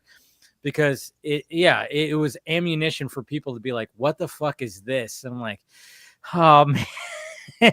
Like, yeah. But at the same time, I'm like, I it would be cool to get a backstory and to see that kind of stuff. But at the same time, I do like a Joker that's mysterious. I don't know. Yeah. What's funny? It's like, I saw this news, and this is going to be really quick, Paul, don't worry. I saw this news. I saw who sourced it. I was like, that's bullshit. Well, there was that, but it was actually before that motherfucker. Yeah, like, he was in the original one. Yeah, it was something. It was already out there. It was World of Real. That was the person. Interesting. Because I saw the update from DC Film News. They cited the fucking rat, and I was like, when I saw that, when they cited him, I was like, rat. Yeah, no, seriously, come on, you're gonna say. I know, I agree. No, I agree. I like the nickname. I love it. I love it, bro. He's on Twitter being like, "Who wants to go on a date with me? You fucking rat, bro! Like, get the fuck out of here." But No, it was funny the explanation he had for it. He's like, if I can, if other people can do this, I mean, why not? I got a bunch of followers, and I was like, okay, dude. I still kind of wonder what was going. What did he smoke something? Did he do something? I don't know. I mean, to actually think choices that was were a good made. idea. I see that, and I'm just like, what a sad, strange. Dude, when I saw, I'm like, dude, I'm your age too. I'm also single. I'm not going to do that. And you know what? I look 10 years younger than you do. Like, bro, you look a good 25 years younger than him. Be honest, bro. Come on. Yeah, I want to try to be Homeboy still has like his college picture as his PFP. That is fucking sad, okay? My God, why? It's one of those guys that you swipe left on or swipe right on Twitter, and then you meet them. And you're like, oh, you don't look like your profile picture. I'll just say this. John Roca has a lot of fucking patience to deal with that fucking bullshit. I'll say that much. Oh, my God. I don't know how he does it. I don't know how he does it. I don't either. But, man, I saw that news, and I was like, okay, there ain't no way any of this is fucking true. But dude, I'm just if it didn't come from him, cool. To be in that world, I mean, like, because, he's in that world, and I'm like, damn, dude, that world has really fucking it's not done well for your, No. It's just like, Jesus Christ, I'm kind of in that world, but not as much as you are. You live in LA. You're like in that world. And I'm glad. I'm like, yeah, that's why I'm like, I'm outside LA. I'll stay outside for sure. But yeah, when that whole thing happened, I don't even know if he's even posted on Twitter since then. He probably has, of course, but Anyways, no, but that whole thing about Joker and everything that came out before him. I think he's trying to claim it as his own scoop. No, And I think because like, I do you know, when it listen to comes to Roca. Unfortunately, it was he just said that he had heard the same thing, so he didn't he try heard to the put it same out as thing. his own scoop, and that's where people started to cite him. Because I do like Roca. I hate that. So I listen, and you know, obviously he's on one of his shows, but that's what happened where he Roca's just said, nice. He's "I been heard." on here. Yeah, he's been on Geekverse too. I like Roca. He's a good guy, and that's the same thing where it No, just he's a was. fun dude. He said that he had heard the same thing, and then he had got cited. Well, It was World of Real that was the original person. Clearly, the they were original, fed some but- bullshit. That's for sure. But then, Yeah. but then, of course, like when it comes to Joker The being bullshit. the main villain of the third one, I No, duh. remember even Yeah. call I remember saying like I hope that Joker they don't do, and I think a lot of people did. I'm not even claiming that. I'm just saying like a lot of people thought like, yeah, don't do what Christopher Nolan did and have Joker be the second one. Joker could still be in the distance and still be that shadowy character that is there, but then when it comes to the third one, that's where he comes and becomes the ultimate villain of What the a whole- cool Paul- thing! Paul, were you in trying that, to get in in? that, like it's a bull. I was trying to get in. I'll wait. Go for it. Go for it, Paul. Go ahead. Sorry. It's okay, guys. But we're Yeah. yeah. No, I was just trying to make a point that it was like two things. It was more about setup and character because one, the Batman ends and you see Penguin looking out on the sunrise and like the new opportunities, and we're like, oh shit. But at the time, I don't think the Penguin show had been announced yet, so I think at the time we thought probably Batman 2. But the to me, one of the reasons why I think the Penguin has just been such a success and as the word of mouth has gotten out. One, the show is really great, and the other thing is that Penguin as a character has always just been a fascinating character, but he's never really had any real good. He's always been a good supporting character, but there's never really been like a really good Penguin story. I mean, even the animated series did a few good episodes, but like nothing that is on the level of like, you know, a Two-Face or a Joker or even a Riddler story, I feel. No. And No. this was just such a tour de force of not just a good story with like the mob family in Gotham, but Colin Farrell as the character is just so fucking good. He is a literal Alex Ross drawing come to life. And he's a personality. Like I know it's Colin Farrell because I knew beforehand and I can see it looking at the makeup, but like realistically, I'm not seeing Colin Farrell. I'm seeing the Penguin. It's like when I'm watching I'm watching the movie Hook. I'm seeing Captain Hook. I'm not seeing Dustin Hoffman. It's the same type of deal, Yeah. basically, you know. Right.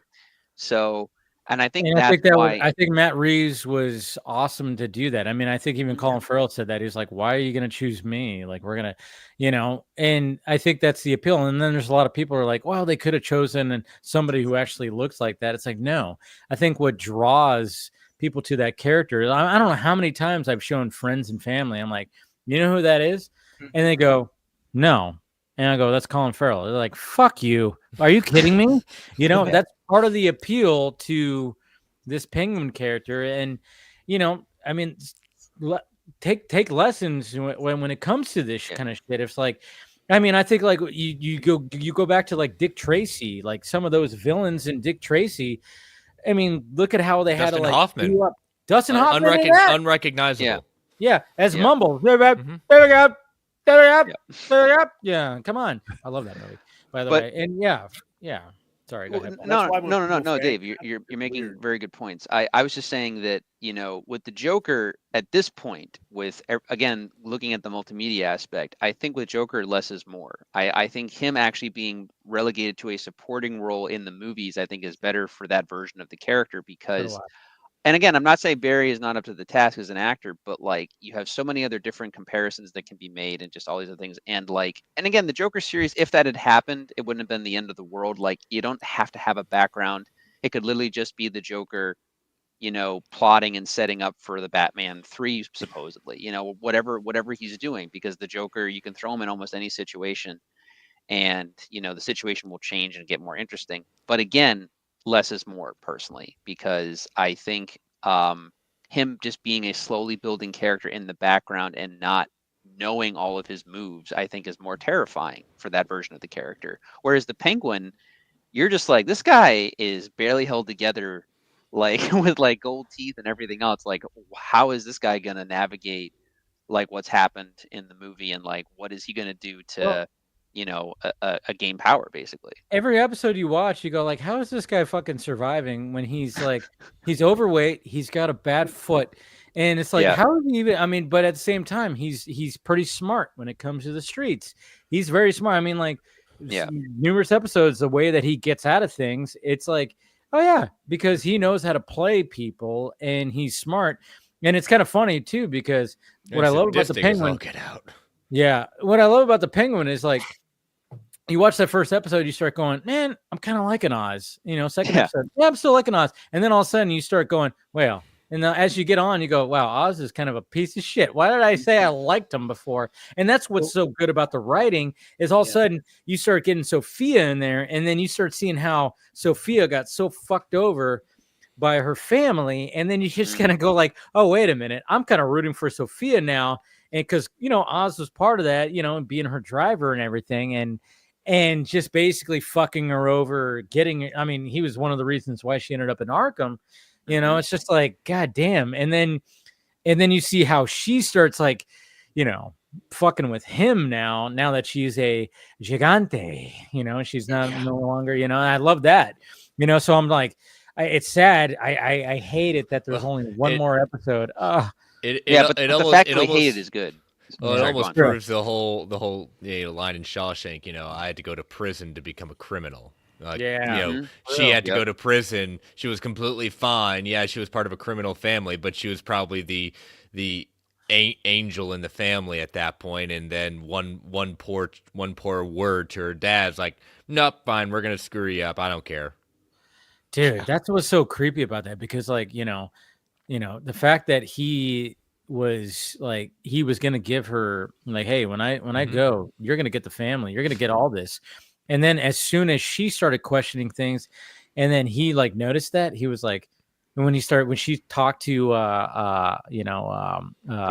Summer Gleason, which I loved hearing that name, and then all of a sudden he started going immediately. He went from, oh yeah, this is all gonna be yours after it. As soon as he heard. And of course, this is because of Oz. The fact that he talked to Summer Gleason, or she talked to Summer Gleason, like he immediately was like, "Huh, wait a minute," and then just turned on her like that. Oh my god! Oh jeez, it's Father just so of the well year. written. So well written, just so well written. That's what's so, and it sucks that we're getting the finale on Sunday. What is it? It is. It's 8-episode bullshit. This is the one thing about streaming that drives me crazy on every network that does it. There is no reason you can't give me more episodes than money, 8. dude. Look what you're spending. No, you look. If you look at what you're spending in the consolidated budgets, they film enough to cover this. Listen, meet me in the middle. You don't want to do 26-second network? Fine. Give me 13 or 14. The 6 and the 8 episode, this is what could you get? I think they're putting too much money in these episodes, though. That's the thing. Well get the most out of it then. Did the Penguin cost as much as the Acolyte, or was it less? No, it was less. And not to mention, this is set up as a limited series. This is continuing the film show and stuff. I don't need 13 episodes. I need at least 12. I know. I wish there was. They've told the story incredibly well. And there's 7. It's tight. Yeah. There's no filler. There's no bullshit. You could do 12 episodes without filler. Because watch, after Sunday, your hands are gonna be shaking again, just like after Game of Thrones. Oh yeah, we're all gonna be like, I can't. I'm not looking forward to it.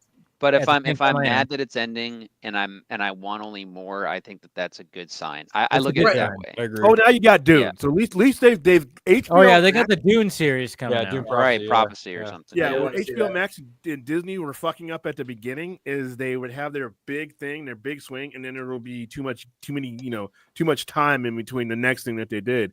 At least now they're doing it like HBO used to do when Sopranos and something else. You had something on your Sunday nights, so they've gotten better about doing that because, like I said, the one of the main reasons why HBO couldn't draw or HBO Max couldn't draw revenue for sometimes you had no reason to stick on it for a long time. HBO is going to be set for a little bit. They got Dune, and then January they got Last of Us. Well, then they got more Game of Thrones. Which More House Game of of Dragon. Brando's in December. Yeah, it's gonna be. and you got another Game of Thrones series coming out there. The egg They'll one, milk that one's cash coming cow out. until it stops making returns. Exactly. Listen, choke the golden goose until the wings stop flapping. Just keep going. So I'm all for it. George, how's those books coming? I don't care anymore. I really don't. Yeah. They've moved so far past it. Unless he drastically changes what happens and gives that kind of fuel for, well, let's go with his idea. Because season 8, the last 2 episodes of season 8 really did suck. But I don't think he's going to draft. I don't think he's ever putting those books out. I think this is Well, just apparently they're like making a movie, which I'm just like, I don't know how the fuck you make a movie out of that, but more power to you. What WB? Well, shit, they spend as much Yeah, on the right. show as they do. Yeah, that's Right, Might they might as well. try. I mean, it's still a brand, but I know Phil, you're gonna take off. Right if now. you- before you go- I'm getting Before pretty you go, eager. What's thank up? you for wearing the proper S. Thank you for Yes. wearing the proper. Right? Yeah, so proper it's funny you season mentioned film. that because when I was on the DC shop, I saw like the new Superman logo, and I went, "Yeah, no, I don't want that. I wanted Kingdom Come because There you go. Yeah. looking There you Kingdom go. Come Superman That's, logo that's just a good fucking- move there. Yeah. Anyone wants to follow me? It's at Unfiltered. Twitter? No, fuck that. We don't do that here. But on my latest about episode Tweeter? of Friday Do you do Phil, tweeters? I actually give my buddy here a good shout out. We give you a shout out on the Monday show, the Wednesday show, and of course your DC Fanimator show with Scott. Appreciate it. Of course. So thank you for having me on. It's always a blast. Yeah, getting always, out man. with everyone. Always good talk, It's man. nice. It's nice to see Lex Luthor again. Good seeing you, Travis, man. Yes, good to talk. Much love, much love. Yeah, it's a good weekend. William, also, thank you for sending me Absolute Batman #1. Can't wait to get that signed by Scott Snyder one day. Ooh, that's pretty. Ooh, I'm getting Absolute Superman and Wonder Woman here very That's soon, nice. so that'll be a fun Moving watch. better. nice. Yeah. Yeah, Great covers, I- baby. there Gee. you Love go. it. William's looking like the Joker in Dark Knight right now. with You no- probably a little bit, right? Right. Look at those covers. All right, Phil. Much Appreciate love, it, man. guys. Take care. See you later. Take care, bud. Later. Be well. You know, I will say, Travis. I mean, it must be a relieving. Like, you don't have to invest in like fucking shampoo and shit anymore. Well, you still got to use it. You still got to be cleaned individual. Well, of course. Not, Yeah. not But as much. all yeah, that no, hair and- that you had, that had. Oh, a you shit. cut your hair. Yeah, I shaved it. Yeah. You just recognize. Yeah. You changed the lineup at that point. William sees Yeah. it. But I'm used to him wearing a ponytail. I didn't even Yeah. look right. Oh yeah, No.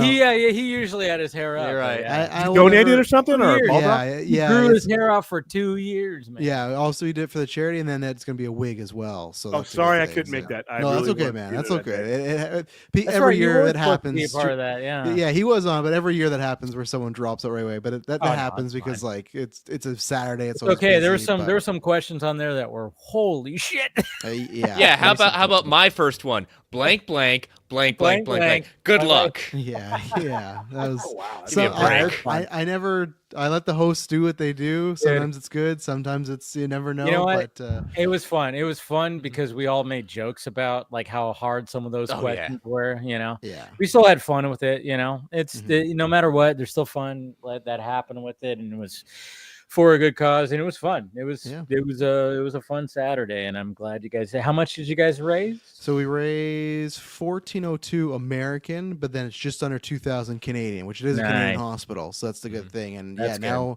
now we've raised 19,000 Canadian over 8 years. So next year Mhm. we'll get to cross that 20K, which is pretty good for just us. It's the 4 of us for the past couple of years doing this thing. And obviously, it's everybody else helps out. But we were just saying on the news the other day, like when we would have started and thought we would have raised that much, because that was never the attention we started the podcast. It's like, oh, we'll hang out. But now it's kind of grown to a thing. But yeah, so it's shaved, and We started I out will with never. 5,000. Pardon me?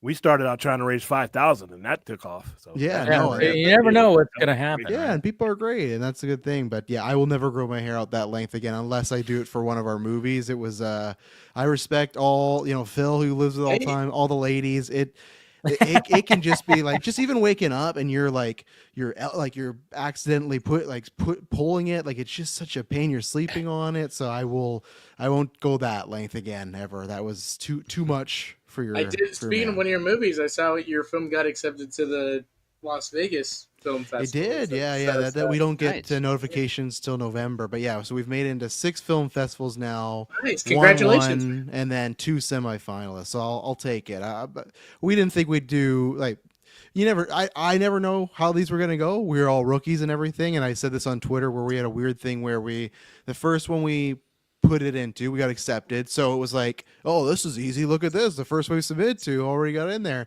And then the second one we won, and we're like, oh, this is great. And then there was like 5 rejections in a row of like, no, no, no. And then the joke was that like nobody, like we finally got into Canadian one, but no Canadian festivals were taking us, which I thought would be the opposite. I thought, oh, because we're a Canadian based film, well, people like give us some sympathy, like, yeah, we'll let them in, they're Canadian. But it was like, no, you're in a Los Angeles one, you're in a New York one. But yeah, we find out a bunch in December and mostly December. There's a few in November, but there's tons of festivals that happen in the spring, so they usually notify you in the events later on. My twins are here in 2 weeks, so I won't be going to any festivals. Oh, jeez, so, you got twins coming too. Yeah, in 2 weeks, so we got the C-section scheduled as of right now. Lord. So yeah, so all those. That's the unfortunate thing is you don't get to, and some of those too.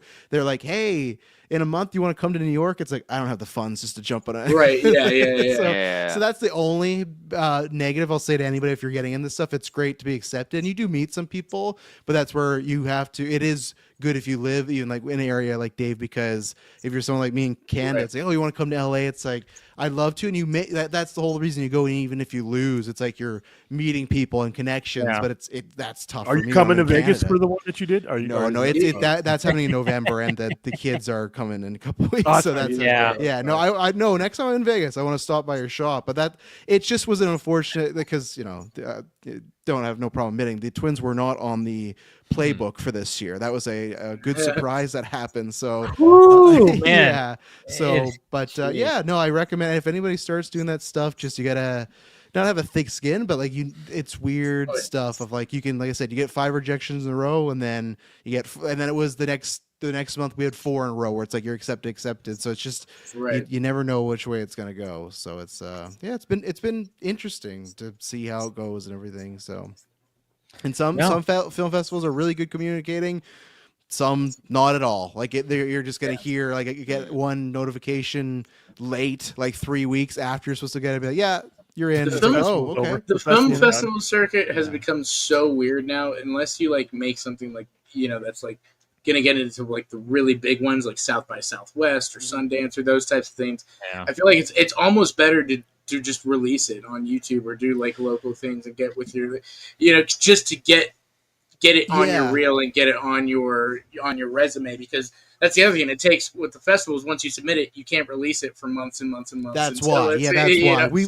We will do that. We're gonna do that. But yeah, most of those bigger ones, like next year, we're gonna submit to South by Southwest. But yeah, it's like they'll say like, hey, if this is streaming anywhere, you're disqualified. So that's where it's like So like originally, distribution. So and it's like you make it and then you can't show anybody until it's all done with the festival circuit. Yeah, we did like a weekend because we found a rule that you can, as long as you don't public screen it or have it. So we had it where patrons could rent it for 2 days, and then it went away forever.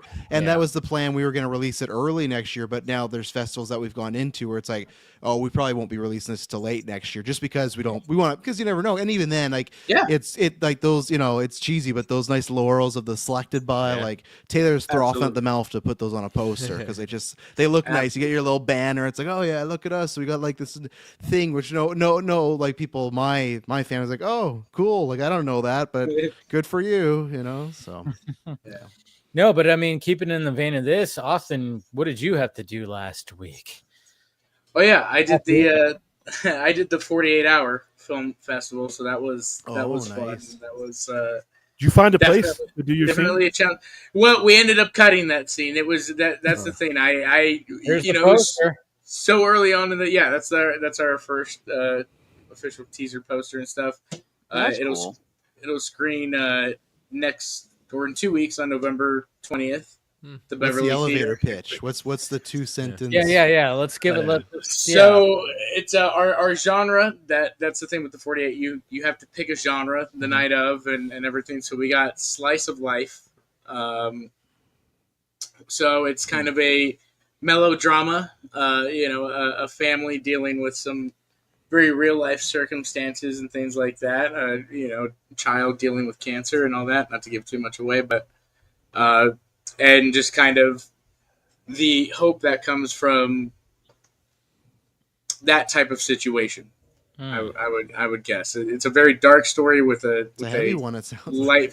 Yeah, that's the thing. It was interesting because it's like the story is kind of ambitious for 7 minutes. We are allowed, and we're going to be releasing an extended 12-minute cut as well. That I don't know what we're going to do with, but we might put in some festivals. Release the Barrett cut. Barrett. Yeah, exactly. Yeah, I get my own Snyder cut in a way out of this. So that's the cool thing. Borderline cut. Yeah, borderline. Right. But yeah, no, I mean, for me, I love the challenge of just getting to be able to tell a coherent, cohesive, emotional story in that 7 minutes. It's a real challenge and stuff, but it's tough. We had, we had. I hate everything. short films for trying to create them because it's just there's it's hard. Yeah. Working on right now, and then by the time I was done the script, I'm like, this is 112 pages, Trav. It's supposed to be a short film. It's like, yeah, I don't think this is gonna work. How do I cut this down? I mean, that's the thing. I'm the same way, so it's almost like where I have to, because I have so many other ideas that are more feature types that I have to really control myself when I'm writing or thinking of a short, because I know it's within that shorter time frame and stuff. Yeah. But yeah, it was a great experience and stuff. They're coming out with the nominations and stuff. We're hoping, at least for the actors, because these were some phenomenal actors that we worked with. One of them was Kevin Smith's assistant for 2 years, our actress, our lead actress. Nice. So yeah, I'm hope for them, because they really traumatized me a bit, really? Doing some of their performances and stuff, and so. But yeah, it was a great time. I recommend it. Were you up the whole time? You did not sleep for? I slept for about 3 hours. Okay, so 3 hours, and that was during 48 hours. You slept for 3. That was during the edit, and I took a nice little nap, and then I got back to it. It's. It sounds like fun, but it also sounds horrible.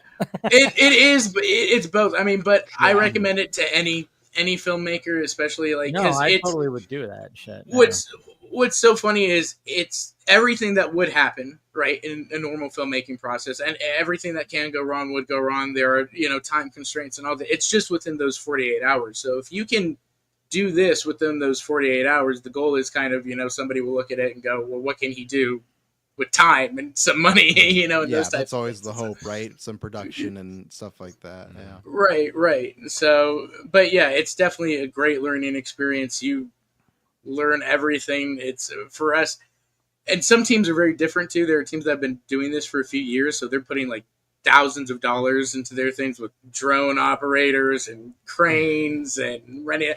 And we're the little guys, where our whole thing was we got some really, really phenomenal actors. We're going to focus on the story and kind of what they can do acting wise with their emotions and stuff. And that's kind of our mentality going into it. But it was a lot of fun. That's always my favorite thing when we did the film. Then a few people that either if they do photography in real life or everything, oh, you should check out this camera, and you look at it and it's this is not my. This is a $3,000 camera. Yeah, our camera was $6,000, so we were happy with that. The podcast paid for that, and the page, but it's the cameras they show. It's the high double digits. It's I'm glad. You had people. You had people renting out Aries for this 100%. Yeah. And you're like, okay, cool. I'm working with the Sony A7S III. As long as I can edit right, I can make that look just as good. We're a Sony. I can't remember what it is, A7 II or something like that. Yeah, those things. Yeah. Sony makes phenomenal indie filmmaker cameras. I highly recommend Sony cameras to any indie filmmakers. Nice. Yeah, that's the thing. It's when it comes to some of this stuff, it's if you could just look at what we're trying to show you, it doesn't mean, quality, is always going to be a thing, but it's not everybody's going to have that quality. If I could associate that to myself, I remember me and my friends submitted a music video for, remember Rock Band that came out in late 2000s and stuff like that? Pepsi had a whole challenge of hey, submit a music video for any song that's on this list that's part of Rock Band, do a music video, submit it, and then whatever the fuck. So we did one, and we went out to a desert and did this whole fucking thing, but we didn't have the best camera. We had fucking bare minimum kind of camera, but we were out in this hot desert. We had this whole concept and we tried to do this thing. And I fucking was trying to be like, I was the director. I was the editor. I was like, okay, let's try to do this. And I'll send you guys the link because it turned out pretty great, I thought. Mm-hmm. But at the same time, it was just like when you see like some of the quality, some people who submitted in there were like, wow, this looks like an actual music video. Yeah. That it was like full on production. And I'm like, there's no way we're going to fucking compete to this. Even though like I feel that our concept for the song we chose and what we were trying to emphasize when it came to the Rock Band video game, like we emphasized, like I wanted to make it a point of like, this is a video game. This is the song that we're doing. We chose Wolf Mother, Joker and the Thief. So we had this concept of, okay, so because two of my friends who are like in a band, they both had Subarus, STIs. One of them had a black one of them had a white one. And I was like, okay, let's do Joker and the Thief. One's the Joker and one's the thief. So we're going to go out to these desert flatlands and we're going to have like the cars do like drifting and doing out all that. And you have the white one is, whichever one you want to say is the Joker and the thief. And then we're going to be playing while this is all fucking happening. It was pretty cool. Like I'll send you guys the link. I thought it actually worked. And I was like, okay, and then we can have some concepts when it comes to this and this. And I thought it worked, but at the same time, when I saw some of the other entries, I was like, okay, we ain't gonna fucking win this. There's nothing like, so that's what kind of sucks is like, hopefully, like when they judge this stuff, it's like, hey, look at what they had to work with. Yeah. As opposed to like, I get it, quality is a thing, but look choose the quality of what they had to actually work with. So, Yeah. And at the same time too, I think like, at least for us as a team, like this is our first year competing. We, we went into it very humble. We're not looking for any awards or anything like that. It was just, a learning experience for all of us. I think we all learned a lot, and the end, I'm really happy with what came out and stuff. And I think we did a good job. Can we watch the trailer? You just sent us a trailer. Should we watch it? Sure, you're more than welcome. Yeah, of course. Yeah. I mean, they might get copyright strike. You never know. No, yeah, you can show it. You told me that you had a trailer earlier, and I was wondering. I was like, are you gonna send that? Austin's gonna strike it tomorrow. You're gonna fucking copyright strike me. This is the debut. Unauthorized. Here we go. I like it.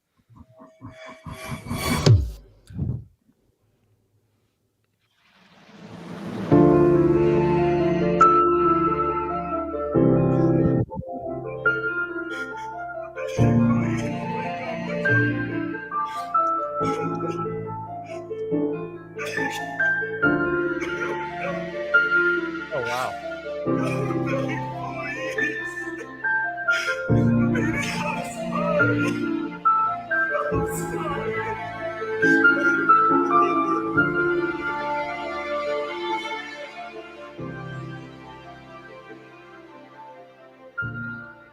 That's the other thing. It's so weird making a teaser or a trailer for a 7-minute movie without giving anything away. So that is a challenge. 30 seconds is half the movie.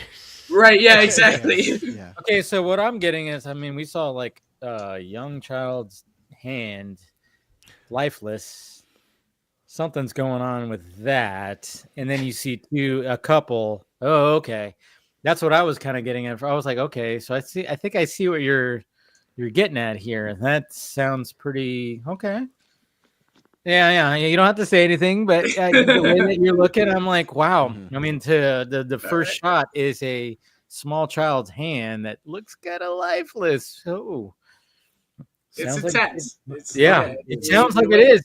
We went for the emotion, especially with these actors. These guys, like I said, they did a phenomenal job. Well, yeah, I'm looking at these actors. They look like full-on professional actors, of course. The girl Ashley, like I said, I was sitting in the back of the car, filming her scene and stuff, and I hated having to ask her to do it again. So it was really intense. I was like, I'm so sorry. Can we have to one more take?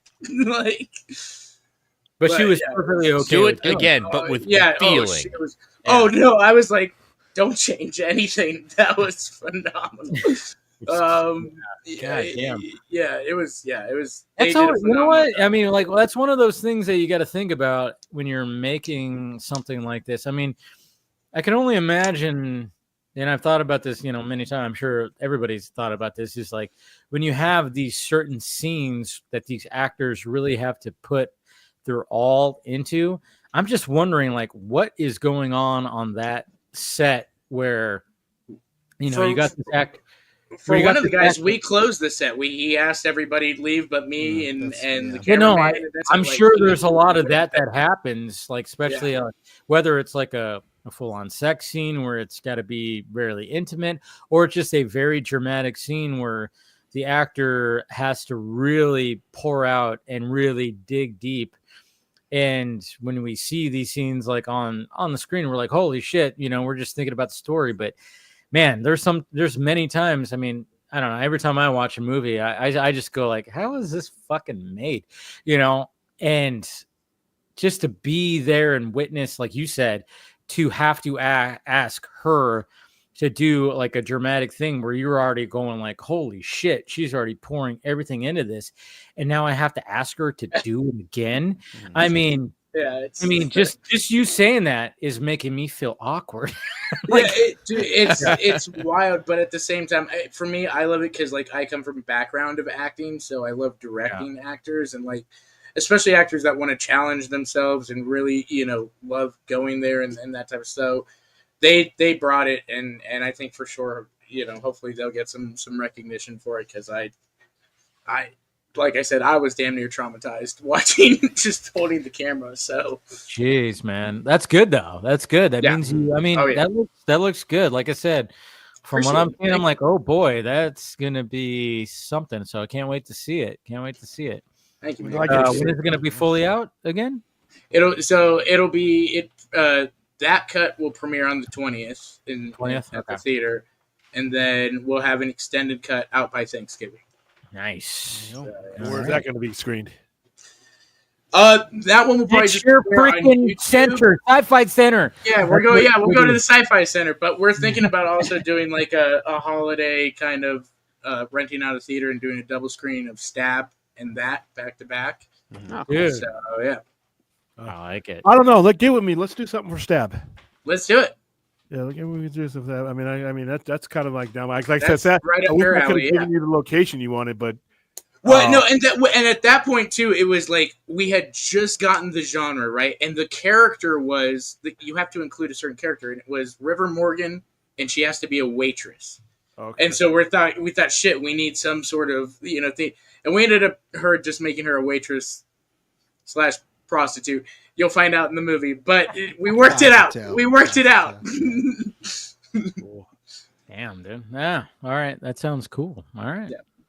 Digging it. So, I'll definitely promote that and check out all that. But this is I think this will be the last subject we'll talk about. But it's a good transition into another movie that a trailer came out this week. How are we feeling about Waltzing with Brando? Did you guys see the trailer? Yeah. I was 100% with you where I was like, I thought this was going to be such a different movie, man. Same. But you understand Marlon Brando's life. It is so like, this works. This works. Okay, that was weird, man. I just didn't expect Napoleon Dynamite to. Has everybody seen the trailer? No. Should we kind of watch it? Should we do like a little because I think it's not going to get any kind of copyright or thing because I already watched it on on Film Junkie Live and I'm like, I don't know who fucking. I actually understand you're actually trying to promote it. I am trying to help it because I'm kind of just going, this could end up being one of my favorite movies of. I don't know if it's going to be this year or next year. I don't even know when this fucking thing's coming out. It is so just like random because when we saw the images of Billy Zane as Brando, it was back in like May that like first images showed out, and I talked about it. And I remember I clipped out from my stream and I posted about it, and it got traction. And then of course, we didn't even hear about it. And then all of a sudden, like, you know, images, and then the trailer came out, and then I'm looking at my analytics, and I'm like, all of a sudden, like, that video back in like May just whoop, went up again. It was like, because people were like, what the fuck? And then I'm just like going, okay, and now we finally got the trailer, and I'm just kind of going like, The people are the same way. yeah, pretty much. Yeah. But, okay, Apparently so it's for dated everybody for who hasn't next year. watched, let's just watch it. And I mean, it starts off. I mean, first off, I don't know what VMI worldwide is. I mean, this seems like it's a fucking That's a red flag right there. already, yeah. Money laundering. Prestige worldwide. Going back to Lando, Prestige better buckle worldwide. up. Yeah, that feels like that. So was it's already quickly like, made on okay, Photoshop who the fuck and- is funding this? But then it starts off like, Elon is funding this. yeah. Let's go to Don Corleone. And you see, Why I mean, look at how good he looks. Mhm, yeah. Why didn't you come to me first? Cut. That's spot on. Were you happy with the way the Godfather? And then you see something came out? like this. You're like, oh, this is a That's really what Marlon Brando we're film. talking about. I hear you like to build great big And domes then all of a and sudden it stuff goes like right that. here, and we got I guess you Napoleon could say I'm Dynamite. passionate about structurally efficient The environments music in the most doesn't help inhospitable either. areas of the It world. doesn't. Me too. That's why I chose Beverly Hills. And then you go, wait a minute. I I own an it's island about- nearby. what It's is more this beautiful about? than words can describe, and cinematography can capture, and I want to move there. I want to An mutate island animals. with no potable water. Working on a process to bring And then they're talking about making water? island. Made from my own urine. Yeah, or food that's source, that's or it. electricity. Eels. Eels. Electric eels. Put the eels in the lagoon to siphon off their energy. Yeah. Power our generators. To live out there with even a moderate amount of modern convenience would be a monumental undertaking. Bernie can build it. Driving around with I wanna construction build a equipment, I'd be a hotel. little worried. Right here. Wait, hotel? What hotel? Where else do you think I'm going to pay for all this? Oh, wow. Now this is a comedy with two leads that are in two different worlds. The Astric Oh, line okay. is costing 3 times what you estimated. There is no more money. And then we got Rich Right. Ryan. We're also to seeing the you future of Warner this Brothers right there too. At all. Ever. Dreyfus.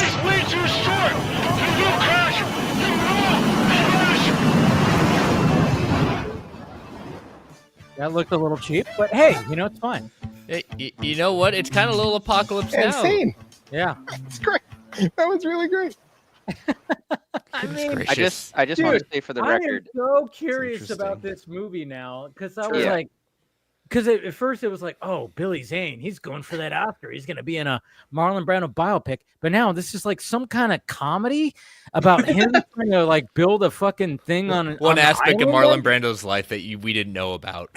Dude, right, but his I'm performance so still looks good intrigued. though. That's the Yeah. thing. It's just in Yes, a really it weird looks movie. good. Yeah.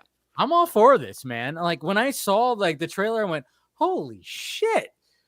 I'm Yeah. glad that, and I hope this thing. But I don't know when it's coming out. There's no release date. I'm not seeing anything. I think it's No. playing at a festival. It's closing one of the festivals pretty soon. Is it really? Which Yes. festival though? Oh, God, there's so many, right? yeah. It- right it now- looks like- right now Right it's now, Billy Zane, but I worldwide. think I'm gonna go ahead and Blue Beetle this. Oh, fuck off, man! I'll on, check out the catching support. it on streaming. Dude, Happy for Billy Zane because I really hey, do like dude, Billy Zane. William, you always complain about the big box office stuff. You gotta let's support some of this, unique, original, weird shit. I will. Billy because, Zane and Marlon Brando. Who would have thunk that? I didn't want to, but I mean, like I said, I like Billy Zane, so I'm happy to see certain actors that I've liked over the years get work. So there you go. I listen. Be supporting it on streaming is the same. You know what? You get a cut. Yeah, So true. get the money. True. It's just my time is valuable, and if it ain't, getting hacked or wizards or dinosaurs or science fiction horror comic characters, I just don't have the time, man. I don't want human Yeah. interest. I don't want Oh, rom coms. I man. don't want any of that stuff. Dude. I don't know. Coming of age. Like I'm just like going, okay, so after all the images we saw and the fact that it was built up already as a biopic, and then you see that and you go, wow, this looks like just some random comedy. It's gonna close the Palm Springs International. Palm Springs. There you Which go. is that's a good one. I Dude. mean, Okay, so but it's not the thing big, is- but the thing is though, is the word of mouth. Seeing Billy Zane as Marlon Brando, everybody's going, "Holy shit!" The buzz is already there. They have potential to. This movie could be some. I mean, I can't imagine the budget's more than $1 million, $2 million. You think an Oscar worthy, maybe? I don't know if it's Oscar worthy. No, I don't. Well, look at the films that have been won Oscars. Yeah, some of them won Oscar but worthy. I know. I was thinking, well, maybe Billy Zane could do something. I mean, he definitely has the look, and I would never have thought of anybody who was going to portray Marlon Brando. Billy Zane, no. I mean, but then I was like going, well, I mean, they're both good-looking dudes. I get it, but at the same time, I was like, you never would have correlated that. But at the same time, when you see him in all done up like that, you go, holy shit, pretty insane. So maybe there could be a consideration, but at the same time, maybe I don't know. It could be, yeah. Well, there could be something. Although Gladiator, I'm going to go see Gladiator. I think the week after next week, I think Gladiator is going to stomp everything. Oh yeah, it's going to. From what I'm hearing, I hear somebody. There was a person that went to one of the screenings, and they said it. And they said it was Ridley Scott's best film. I stopped them right there. I'm like, all right. You realize there's a little film called Blade Runner that came out about 42 years ago. Yeah, but not a lot you're saying, when you say the best Ridley Scott film, you're saying it's subjective. Yeah, half of Ridley Scott's stuff for me is unwatchable, but he's still one of my favorite directors. So Gladiator looks great. Denzel with his Brooklyn accent, doesn't matter where he is, he's from Brooklyn. It doesn't matter what he could be playing a pharaoh from My Egypt. expectations are still low, but as long as it's even just close to being as good as the first Gladiator, got screwed out of an Oscar, by the way. Okay. So last night, I get home from watching The Heretic, which I think everybody here should watch. I can't wait. Hugh Grant is a madman, and that movie will make you think. I think if you're not squeamish on some gore and some is there eye torture, is it R-rated? No, it's R-rated. Oh, it's definitely R-rated. Nice. Okay, nice. Oh yeah, there's some there was like one scene where I went, "Ugh, good God!" I was like, "Fuck!" I like literally went, "Ugh!" I was like, I had to like turn my head. You'll know exactly what scene I'm talking about, but it makes you think, and it makes you, of course, when it ends, you go, "Huh, okay." Like, and then I was even talking to Wonder Meg about it. Because I know she posted, she actually helped me determine to watch that movie, and we both had different outcomes of how the movie ends, because it leaves it open to, hey, you decide how this was. It's one of those movies, but Hugh Grant is just a beast. Where was I going with this? Yeah, go see that. Where was I going? Go see Heretic, Gladiator 2, something. Gladiator. Okay.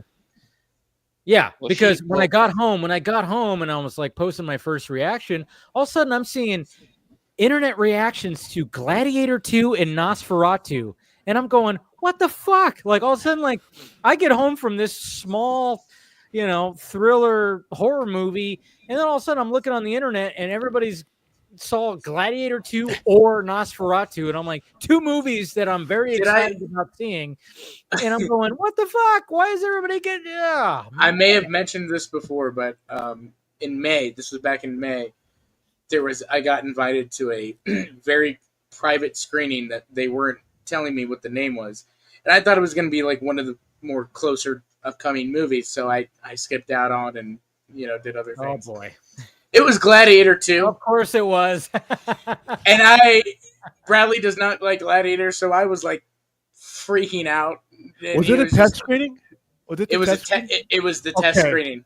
Yeah. But test screening. I don't care. I still would have gone to see it on opening day. There is no difference for me. And especially for me as a filmmaker, I absolutely love seeing the different cuts. I mean, dude, I saw practically like a way better cut of Halloween Ends with David Gordon. There's no better cut of that movie. There is a better cut. There is a better cut of that movie. I didn't hate Halloween Ends. Which one were you with me on? Which one did you go to with me on? Did you go to maybe Halloween Kills or Halloween Ends? We saw Halloween Kills, and then when Halloween Ends came out, Bradley and I got invited to the test screening. We met David Gordon Green and everything, and Yeah, I talked remember to him. Oh my god!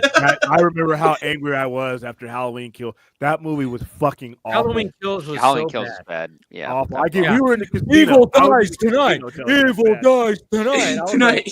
I was like, stop fucking saying that, Anthony Michael Hall. Stop fucking saying that. I could not stand that. The only good thing about that movie was the kills. Yeah. Especially when he got fucking killed. Jesus. Well, then he gets up and starts killing everybody that kills him, and they're like, listen. At that point, if you weren't laughing already, it was that just was icing on the cake. See, I can find respect in Halloween Ends because they did a different kind of thing, and they had this one character, even though I thought it was still stupid because he got like bullied by like high school students, and he was like 20 fucking 5 years old, which was ridiculous, but. I can respect that they try to do that whole thing of like, oh yeah, we're gonna do that thing that they've done in the 80s where it's like, oh, you got this side character who ends up taking up the identity kind of and you know brings back Michael Myers. I respected that, but Halloween Kills can fuck right off because Jamie Lee Curtis, she didn't even leave the hospital. Right. You know, and it was like, dude, it was like you guys like built this whole new franchise on her coming back, and she just was like in the hospital the entire time. And yeah, it was it's just a setup movie so they could do a trilogy, and they just said, well, let's have a bunch of What it kills. was. And I mean, the first one, the first Halloween with her coming back, fantastic. I that one with John Carpenter was more a part of it than anything. Yeah. But he did the cinematography. That second one was offensively awful. And it was like, wow. I remember being enraged. It was free. We saw it for free, and I wanted my money back. I'm like, You're like, somehow. That was the night that I met Bradley in person for the first time. Oh, so you have a little, connection to it. Are you serious? That was the night? That was the night. Yep. You guys had never met until we were there that night? Not in person. We'd been, talking offline and stuff. But, I didn't know that. Yeah. I thought you were two boneheads. You're a matchmaker, William. Look at you. There we go. There you go. But no, that movie was horrible. Hey, I gotta go, Dave, because I gotta go do Predator 2. Oh, you're gonna watch Predator 2? Hey, man, great movie. Yeah, we Love did that nothing wrong with Predator 2. Anybody who says Predator 2 is a bad sequel to Predator, fuck right off. No, I saw that in the movie. Beast, but it is a good movie. It's a good fucking sequel to the first one because it's so different. Takes place in a hot I love how they make LA seem so freaking hot and brutal with all the fans and all the sweating. And Danny Glover is a fucking madman in there. And then, of course, you got Bill Paxton, who finishes his trifecta of getting killed by everything, by a predator, a Terminator, and an alien. So, yeah. So, fantastic. I love Predator. Wait, Todd died today, man.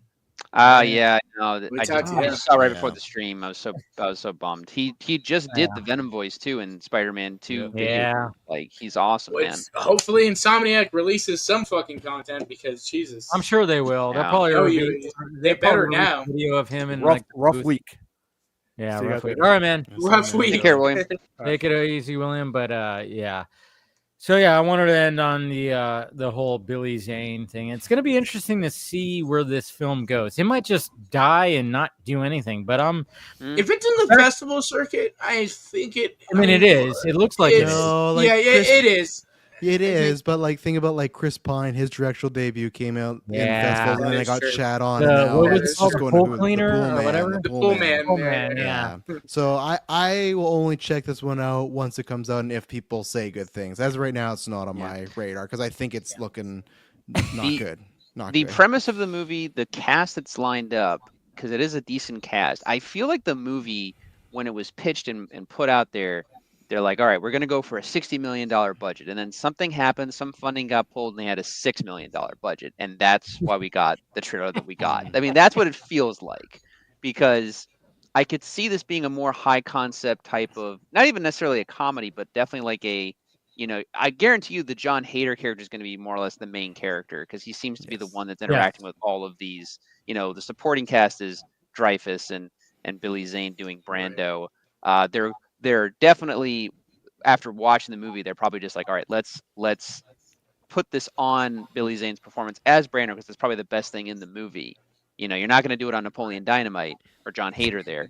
So it's like, and I like John Hader, and I know. but like, yeah, but that seems to be what happened, and I think it'd probably be an entertaining movie. That trailer looks so cheap though, like on Oh, top it of does. everything else. So it's It does and it like I doesn't. said, that music doesn't help. The dun dun dun. Oh dun, yeah, dun, that. yeah, no. Oh God. It was like when I Let's get nuts started with watching it. Marlon. All right. Yeah, when I Yeah, started right. watching, I was like, "Oh wait, this is not the movie that I thought it was going to be." Holy shit! That's actually one of the things you should put on the poster. It's like, this is not the movie I thought it was. Yeah, gonna right. be.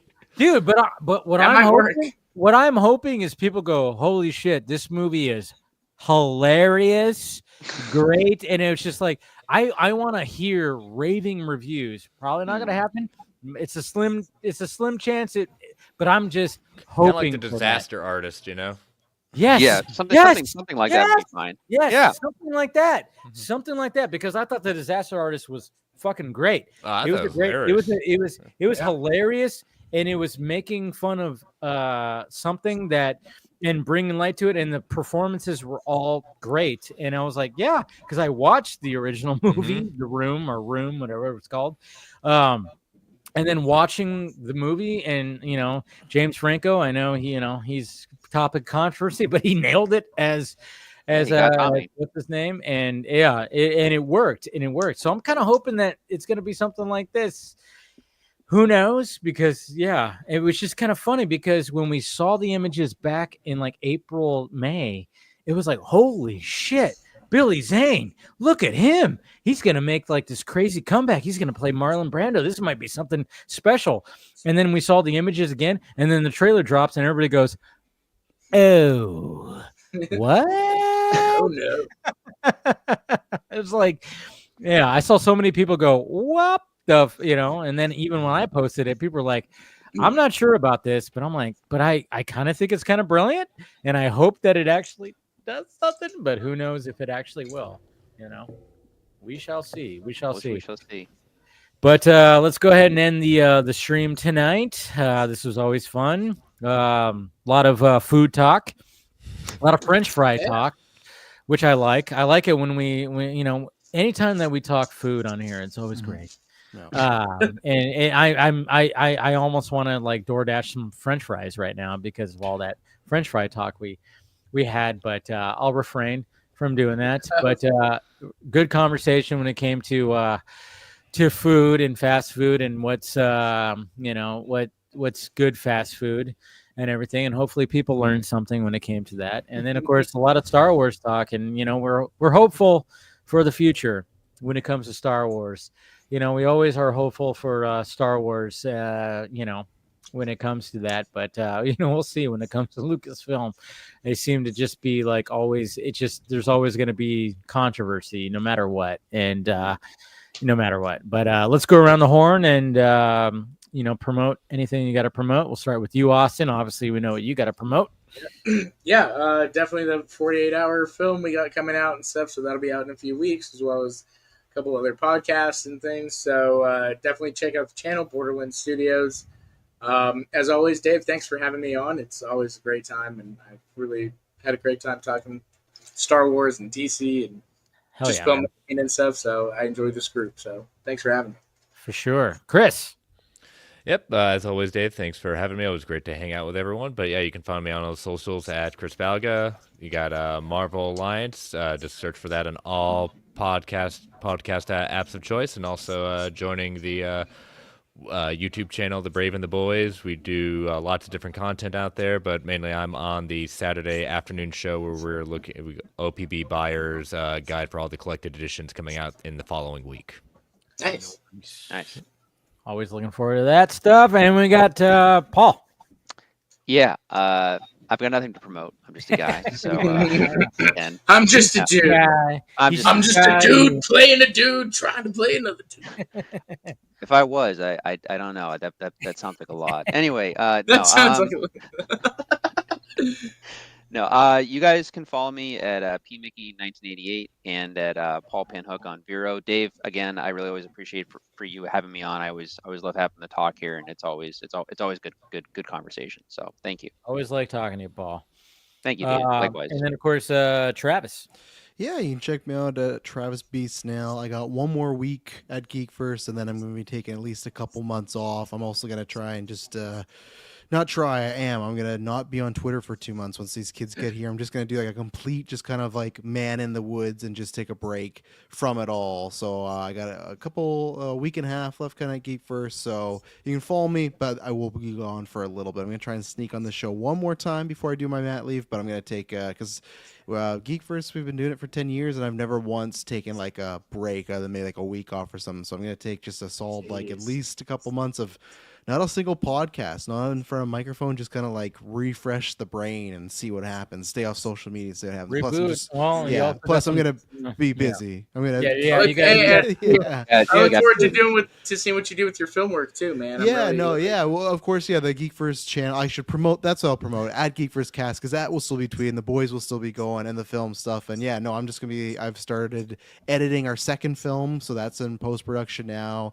That'll come up in a little bit, and then we're still currently filming our third film right now. So, but it's always a good time. Thanks for having me on, Dave, and thanks to everybody here. And like I said, I want to try and sneak on one more time before I'm gone. But if not, I will be back at some point. But would you least take a break, man? Take a break. 10 years. Take a break. You're always welcome on, Travis. I will be back. Yeah, you will be back, and I know you got. Yeah, I mean, obviously, you got two human beings coming. Yeah, handsful for a little bit. And then you got some projects, and take a break, man. I mean, take a break. I mean, there's nothing wrong with taking a break when it comes to all the stuff to reboot and and that's the great thing. Like with Chris and GUA over there and them on Geek First, it's like it's all out of place now where I can comfortably. Don't worry, Chris. I'm still editing Marvel Alliance, but like everything. You already told me that. Okay, good. Behind the scenes. Exactly. I'll still be around, but it's like it's nice that like both channels have great people where I like. Okay, I can just sit back and they can do their stuff. So it's great to have people. That's good, man. That's good, man. And can't wait to hear from you when you come from your. Your absence and everything like that. Like I said, anytime that you want to, come back on, you are always welcome, sir. But thank you, everybody. Thank you to Phil. Thank you to William that also showed up. Thank you, Austin. Thank you, Chris. Thank you, Paul. Thank you, Travis. We will talk to you guys later.